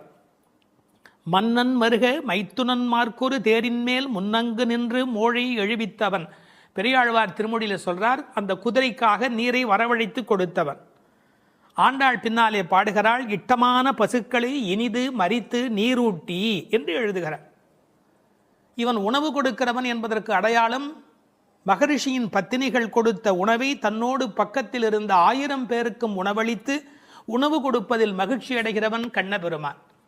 ஒரு தகப்பனைப் போலே பிள்ளை வளர்கிறான் என்பதற்கேற்ப நந்தகோபன் தானம் செய்கிறவன், அவன் மகனும் தானம் செய்கிறவன். அப்பா குணம் பிள்ளைக்கு. இந்த குழந்தைகள் பேச்சிலே சோறு தண்ணீர் என்பதெல்லாமே கண்ணன் தான். உண்ணும் சோறு பருகும் நீர் தின்னும் வெற்றிலை எல்லாம் கண்ணன் என்கிற அனுபவத்தில் இருக்கிறவர்கள். அவன் தானம் கொடுப்பது எதற்காக? ஏதோ ஒரு புண்ணிய பலனை கருதியா என்று கேட்டால் இல்லை இல்லை, அறத்திற்காகவே அறம் செய்கின்றான். அதான் அறம் செய்யும்.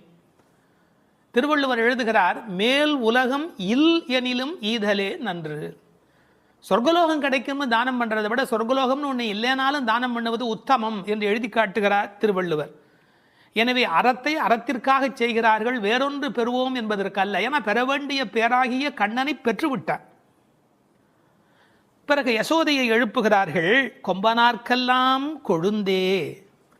இந்த உலகத்தில் பெண்கள் யாரெல்லாம் பெருமை பெற்றார்களோ அந்த எல்லா பெண்களுக்கும் மேலான கொழுந்தாக விளங்குகின்றவள்.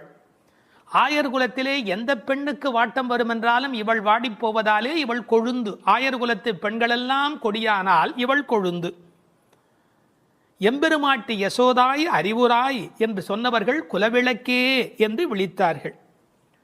கொம்பன்னார்க்கு எல்லாம் என்பதை உரை சொல்லுகிற போது ராமருடைய தாயார், அவர்களை விடவும் இவள் மேலே புண்ணியம் செய்தவள். தேவகி என்ற கண்ணனை பெற்றெடுத்தாளே, அவளை விடவும் இவள் புண்ணியம் செய்தவள். இந்த உலகத்திலே பெற்றெடுத்த பெண்கள் யாரெல்லாம் உண்டோ அத்தனை பேரையும் விட பெறாத பெருமை பெற்றவள். அவளே பேசுகிறாள், ஞாலத்து புத்திரனை பெற்றார் நங்கைமீர் நானே மற்றொருவர் இல்லை. இந்த உலகத்தில் யாரும் பெறாத பேறு பெற்றவள் யசோதை என்பதை இந்த இடத்திலே குறித்து கொள்ள வேண்டும். அதனால்தான் தேவகி சொல்லுகிற போது சொல்கிறாள், திருவிலேன் ஒன்றும் பெற்றிலேன் எல்லாம் தேவனங்கை யசோதை பெற்றாளே, இந்த பேரெல்லாம் அவள் பெற்றாளே என்று புலம்புகிறாள். எனவே நந்தகோபரை எப்படி அழைத்தார்கள்? எம்பெருமான் என்று அழைத்தார்கள். எனவே இவளை எம்பெருமாட்டி என்று அழைத்தார்கள். ஒரு வேடிக்கை சொல்லுகிறேன். சிரமப்பட்டு பல பேர் படித்து MBBS பட்டம் பெற்று டாக்டர் என்ற பட்டம் வாங்குவார்கள். முறைப்பெண் என்ற முறையிலே பள்ளிக்கூடத்தை மிதிக்காத ஒரு பெண்ணை திருமணம் செய்து கொண்டு துணைவியாக்கி கொள்வார்கள். ஒரு வேடிக்கை சொல்வார்கள், டாக்டர் வருகிறார் என்று சொல்லுகிறவர்கள் அவருடைய மனைவி வருகிற போது டாக்டர் அம்மா வருகிறார் என்று பேசுவார்கள். அந்த அம்மா டாக்டர் அம்மா அல்ல, டாக்டருடைய மனைவி. எனவே டாக்டர் அம்மா ஆகிவிடுகிறாள். நந்தகோபன் எம்பெருமான், எனவே இவள் எம்பெருமாட்டி, எல்லோருக்கும் மேலானவள். அது மட்டுமல்ல, கண்ணனை கண்களில் வைத்து வளர்த்தமையினால் இவள் உண்மையிலேயே பெருமாட்டி. ஒரு அம்மாவுக்கு அப்படி என்ன ஏற்றம் என்று பல பேர் யோசிப்பார்கள். மந்திரங்கள் போலே என்று எழுதினார்கள். மந்திரங்கள் எப்படி தங்கள் கர்ப்பத்தில் பகவானை சுமக்கின்றனவோ, ஒவ்வொரு மந்திரத்துக்குள்ளும் கர்ப்பமாக யார் இருக்கிறான்? பகவான் இருக்கிறார். மந்திரங்களுக்குள்ளே அவற்றின் கர்ப்பத்தில் எப்படி பகவான் தங்கி இருக்கிறானோ, அப்படி மாதாவின் கர்ப்பத்தில் பிள்ளைகள் தங்கி இருக்கிற காரணத்தினாலே மந்திரங்களைப் போல மாதா மகிமையுடையவள் என்று எழுதி வைத்தார்கள். அது மட்டுமல்ல, மந்திரங்கள் இறைவனை பிடித்து வைத்திருப்பது போல கண்ணனை தன்னுடைய பிடியிலேயே வைத்திருக்கிறவள். ஆகையினாலே இவள் ஏற்றம் மிக்கவள். குலவிளக்கு, குலத்துக்கே விளக்காக விளங்குகிறவள். ஆயர் குலத்து அணிவிளக்கை வளர்த்தமையினாலே இவள் குலத்திற்கே குலவிளக்காக விளங்குகின்றவள். அம்பரம் ஊடறுத்து ஓங்கி உலகளந்த உம்பரு கோமானே. இப்போது அம்பரம் என்பது ஆகாயத்தை குறிக்கும். ஓங்கி உலகளந்த உம்பரு கோமான் என்ன செய்கிறார்? பாதங்களை மேலே கொண்டு போகிறார். வாமன அவதாரத்திலிருந்து திருவிக்கிரம அவதாரம் எடுக்கிறார். அப்போது அவருடைய பாதங்கள் நீண்டு கொண்டே போகின்றன. ஒன்மதியில் புனல் உருவி ஒரு கால் நிற்ப ஒரு காலும் காமருசீர் அவுணன் எண்மதியும் கடந்து அண்டமீது போகி இருவிசும்பின் ஊடு போய் மேலைத்தெழுந்து தன்மதியும் கதிரவெனும் தவிர ஓடி தாரகை இடை புறம் தடவி அப்பால் மிக்கு மண் முழுதும் அகப்பட்டு நின்ற எந்தை மலர் புனையும் திருவடியே. இந்த அண்ட சராசரமெல்லாம் நினைந்து நிலவு சூரியன் அத்தனையும் கடந்து நட்சத்திரங்களை எல்லாம் தாண்டி கொண்டு போகிற அந்த அற்புதத்தை திருநெடுந்தாண்டகத்திலே பாடி காட்டுகிறார் ஆழ்வார் பெருமகனார். அப்படிப்பட்ட வாமன அவதாரத்தை பல இடங்களில் ஆண்டாள் கொண்டாடி இருக்கிறார். உம்பியும் நீயும் உறங்கேலோர் எம்பாவாய். ஒரு குடும்பத்துக்கு ஒருத்தர் வந்தால் இவர் கால்பட்ட நேரம் விளங்கிற்று என்று மருமகளை கொண்டாடுவார்கள். அதுபோல் பலதேவன் வந்த யோகம், அதன் காரணமாக கண்ணபெருமான் அங்கு வந்து சேர்கிறார். எனவே அவருடைய கால் நலத்தை கொண்டாடுகிறார்கள். உம்பியும் நீயும் உறங்கேல் ஓர் எம்பாவாய் என்று நந்தகோபனுடைய, யசோதையினுடைய, கண்ணபிரானுடைய, பலராமனுடைய சிறப்புகளை இந்த பாடலில் பேசுகிறார்கள். தத்துவார்த்தமாக சொல்லுகிறவர்கள் நந்தகோபர் என்பது ஆச்சாரியனையும், யசோதை என்பது திருமந்திரத்தையும், கண்ணபிரான் என்பது திருமந்திரத்தின் அர்த்தத்தையும், பலராமன் என்பது மந்திரார்த்த சாரத்தையும் குறித்தது என்று கொண்டாடுவார்கள்.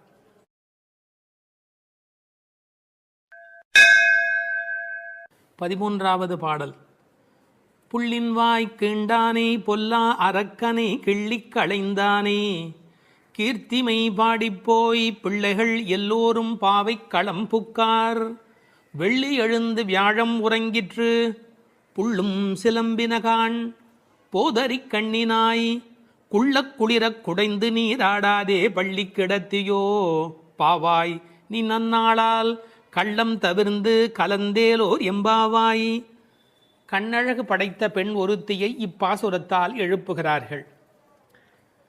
மலரில் உள்ள வண்டுகள் போன்று அழகிய கண்களை உடையவளே, கொக்கு வேடத்தில் வந்து வாயை பிளந்து கண்ணனை விழுங்க எண்ணிய பகாசுரனை அவன் வாயை கிழித்து அழித்த கண்ணபெருமான், கொடியவனான ராவணரது தலைகளை அறுத்து அழித்த ராமபிரான், அவர்களது வீர வரலாறுகளை பாடிக்கொண்டு இளம்பெண்கள் எல்லோரும் பாவை நோன்புக்குரிய இடத்திற்கு எப்போதோ சென்று விட்டனர்.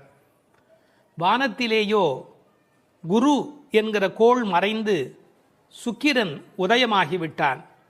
பட்சிகள் வீதியெல்லாம் பறந்து சப்திக்கின்றன. இந்த மார்கழி விடியல் விடியும் முன்பே உடல் நன்கு குளிரும்படி மடுவில் குடைந்து குடைந்து நீராட வேண்டாமா? இன்னும் படுக்கையில் சுருண்டு கிடக்கலாமா? நல்ல நாளும் அதுவுமாக இப்படி இருக்கிறாயே, அப்படி உனக்கு என்ன தனிய அனுபவம்? உன் மனதில் உள்ள கள்ளத்தனத்தை விடுத்து எங்களோடு சேர்ந்து வா என்று அழைக்கிறார்கள். இதை ரசமாக அனுபவிக்கிறவர்கள் முதல் பாடலிலே மனத்துக்கினியான் என்று ராமனை பேசிவிட்டதால் இந்த ஆயர்பாடிக்குள்ளே ஒரு பெரிய விவாத கோலாகலம் ஏற்பட்டு விட்டதாம். அதாவது சர்ச்சை. அது யாரடா அது? கண்ணனுடைய ஊரிலே வந்து ராமனுடைய கதையை பேசி கொண்டிருக்கிறார்களே என்று சில பேர், சில ஆயர்கள் கோபப்படவும், ஏன் அப்படி பேசக்கூடாதா என்று சில பேர் மறுபடியும் எதிர்ப்பக்கம் விவாதிக்கவும், ஒரு பட்டிமண்டபத்தை போலவே ஒரு விவாதம் அங்கு தொடங்கிவிட்டது என்று அனுபவிப்பார்கள். ஏனென்றால் இந்த பாடல் எப்படி வருகிறது? புள்ளின்வாய் கீண்டானி என்று கண்ணபெருமான் பகாசுரனை அழித்த கதையை சொல்லி, பிறகு பொல்லா அரக்கனை கிள்ளிக் களைந்தானே என்று ராமாவதார கதையையும் சேர்த்து பேசுகிறார்கள். அதை எப்படி சொல்லுகிறார்கள்? கண்ணனுடைய ஸ்தலத்தில் ராமனுடைய கதையா என்று ஒருவர் கேட்க, ஏன் முன்பு ராமனை பாடிய காலத்திலே நாம் கண்ணனை சேர்த்து பாடியது இல்லையா? அந்த காரணமாக வருக வருக வருக இங்கே வாமன நம்பி வருக, கரிய குடல் செவ்வவாய் முகத்து என் காகுத்த நம்பி வருக என்று ஆண்டாளே பாடியிருக்கிறாளே. எனவே ஆண்டாள் சிற்றில் சிதைத்தல் பாடுகிற காலத்தில் சீதவாய் அமுதம் உண்டாய் எங்கள் சிற்றில் சிதையேல் என்று பாடியிருக்கிறாளே. அந்த அனுபவத்தை எல்லாம் இங்கே குறிப்பிடுகிறார்கள். வருக வருக என்று ஆழ்வார் அனுபவித்ததையும், சிற்றில் சிதைக்காதே என்று ஆண்டாள் அனுபவித்ததையும் இந்த இடத்தில் மேற்கோளாக காட்டி, இந்த அயோத்தியிலே ராமபெருமானுடைய புகழை பேசுவது போல ஆயர்பாடியில் கண்ணன் புகழ்தான் பேச வேண்டும் என்ற கட்டாயமில்லை, இடம் மாறி பேசினாலும் ஒன்றும் தவறு இல்லை என்று ஒப்பந்தமாயிற்று என்று இதை வேறு ஒரு கோணத்திலே பேசுவார்கள். தீவிர பற்று உடையவர்கள் எப்போதும் இது போன்ற பிரச்சனைகளில் ஈடுபடுவது என்பது தவிர்க்க முடியாதது. புள்ளின்வாய் கீண்டானே பொல்லா அரக்கனை கிள்ளிக் களைந்தானே. பறவை வடிவத்திலே வந்தவனை அவன் அழித்தவன். பள்ளத்தில் மேயும் பறவை உருக்கொண்டு கள்ளாசுரன் வருவானை தான் கண்டு புள்ளிதுவென்று பொதுக்கோ வாய்க்கிண்டான். அப்படியே வாய்க்கிண்டிட்டான், அப்படியே கிழித்து எறிந்து விட்டான். அப்படி அழித்த வரலாற்றை சொன்னவர்கள் பொல்லா அரக்கனை கிள்ளிக் களைந்தானே என்று ராவணனை கொன்றதை பேசுகிறார்கள். இந்த எழுப்புகிற பெண்கள் இந்த பாடலை எல்லாம் கருத்தை எல்லாம் சொல்லி எழுப்புகிறார்கள். உரை கண்டவர்கள் கேட்டார்கள், பொல்லா அரக்கன் என்று ராவணனை குறிப்பிட்டால் நல்ல அரக்கன் உண்டோ? என்ன நயம் பாருங்கள். உண்டு. அரக்கர் குலத்தில் பிறந்தாலும் விபீஷணன் நல்ல அரக்கன், ராவணனோ பொல்லா அரக்கன். அவனோடு பெரிதாக போர் செய்தார் என்று சொல்ல முடியாதான், கிள்ளி களைந்தார். தமிழில் ஒரு பழக்கம் உண்டு, யாராவது ரொம்ப அலட்சியமாக நினைச்சா என்ன கிள்ளுக்கிறேன்னு நினைச்சுக்கிட்டியா என்று கேட்பார். அப்படி ராவனுடைய தலைகளை ராமன் கிள்ளினானான், கிள்ளி களைந்தானே. அதுக்கு வேற ஒரு பொருள் உண்டு. தன்முனைப்பு உள்ளவர்கள் பரமாத்மாவால் அழிக்கப்படுவார்கள் என்கிற அந்த உணர்வு 10 தலை ஒருவருக்கு உண்டு என்ற கதையை அப்படியே எடுத்துக்கொள்வதை விட, பன்முகமாக ஆசை தலி விரித்து ஆடுகிற போது ஒருமுகமுடைய பரமாத்மா மனதை நாம் ஒருமுகப்படுத்தினால் நமக்கு உள்ளே இருக்கிற பன்முகம் அழிந்து போகும் என்று உருவகமாக எடுத்துக்கொண்டு அனுபவிப்பவர்களும் உண்டு. இப்படி ராவணனை அழித்த வரலாற்றை பேசி கீர்த்திமை பாடிப்போய் பிள்ளைகள் எல்லோரும் பாவை களம் புக்கார். இந்த நெல் பயிரிடுகிற இடத்துக்கு நெற்களம் என்று பெயர். அதுபோல் பாவையின் நோன்பு நோற்கிற இடத்துக்கு பாவைக்களம் என்று பெயர்.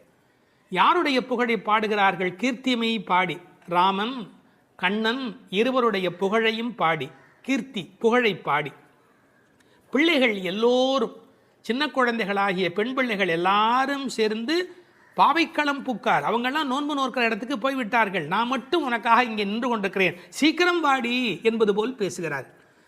இப்போது பொழுது வெடிந்து விட்டது என்பதில் அடையாளம் ரொம்ப நுட்பமான ஒரு அடையாளம். வெள்ளி எழுந்து வியாழம் உறங்கிற்று. அதாவது வெள்ளிக்கிழமை தோன்றிவிட்டது, வியாழக்கிழமை முடிந்து விட்டது இல்லை, குரு ஹோரை போய்விட்டது, சுக்கிரஹோரை தொடங்கிவிட்டது. அது இன்னொரு கோணம். வானியலை பற்றி நன்கு ஆய்வு செய்தவர்கள் ஒரு குறிப்பிட்ட காலத்திலே சுக்கிரனுடைய எழுச்சியும் வியாழனுடைய அந்த இறங்கு முகமும் ஒன்றாக நடக்கும் என்று குறிப்பிடுகிறார்கள். சுஜாதா அவர்கள் இதை வைத்துக்கொண்டு கிபி 885 என்று உறுதி செய்ய முடியும் என்று ஒரு கட்டுரையிலே எழுதியிருக்கிறார்கள். ஆனால் வேறு சிலரோ கிபி 8ஆம் நூற்றாண்டில் ஒரே ஒரு முறை மட்டும் அதிகாலை பொழுதில் சுக்கிரன் எழுவதும் குரு மறைவதும் ஒரே வேளையில் நிகழ்ந்துள்ளது. அது முழு நிலவு நாள், பௌர்ணமி. அந்த நாள் அப்படியே குறிப்பிடுகிறார்கள். அந்நாள் கிபி 731 டிசம்பர் 18 காலை 3:30 முதல் 4 மணி. இதனை அடி ஒற்றி ஆண்டாள் பிறந்தது கிபி 716 ஆடிப்பூரம் என்று கணக்கிட்டிருக்கிறார். பாருங்க, எவ்வளவு அழகான ஒரு காலக்கணக்கு. வெள்ளி எழுந்து வியாழன் உறங்கிற்று. புள்ளும் சிலம்பின. முன்னர் ஒரு முறை புள்ளும் சிலம்பின என்ற பாடல் வந்திருக்கிறதே, அதெல்லாம் கூட்டுக்குள்ளே. இப்போ வெளியில் பறவைகள் எல்லா இடங்களிலும் திரிந்து அவை இப்போது சப்தம் எழுப்பிக் கொண்டிருக்கின்றன. இந்த இடத்துல புள்ளும் சிலம்பியதை பற்றி சொல்லுகிற போது உரையாசிரியர்கள் இதை ஆசிரிய பெருமக்களோடு ஆச்சாரிய பெருமக்களோடு இணைத்து பேசுவது வழக்கம்.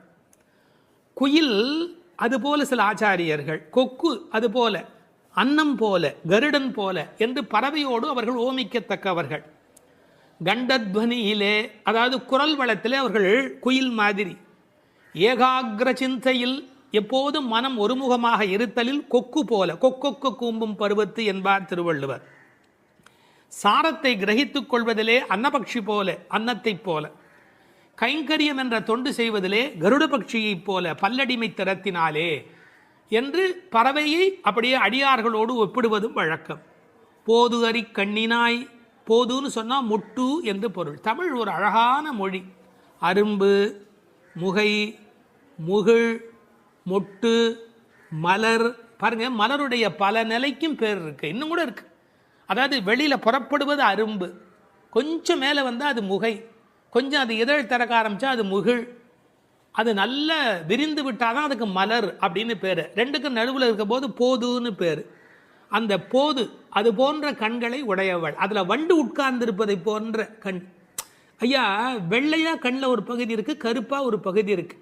அது வெள்ளையாக இருக்கிற மலர், அதன் மேலே கருப்பாக இருக்கிற வண்டு உட்கார்ந்திருக்கிற தன்மையினை போதறி கண்ணினாய் என்ற ஓமையாக குறிப்பிட்டார்கள். குளிக்கிறது எப்படி குளிக்கணுமா? குள்ள குளிர குடைந்து நீர் ஆடு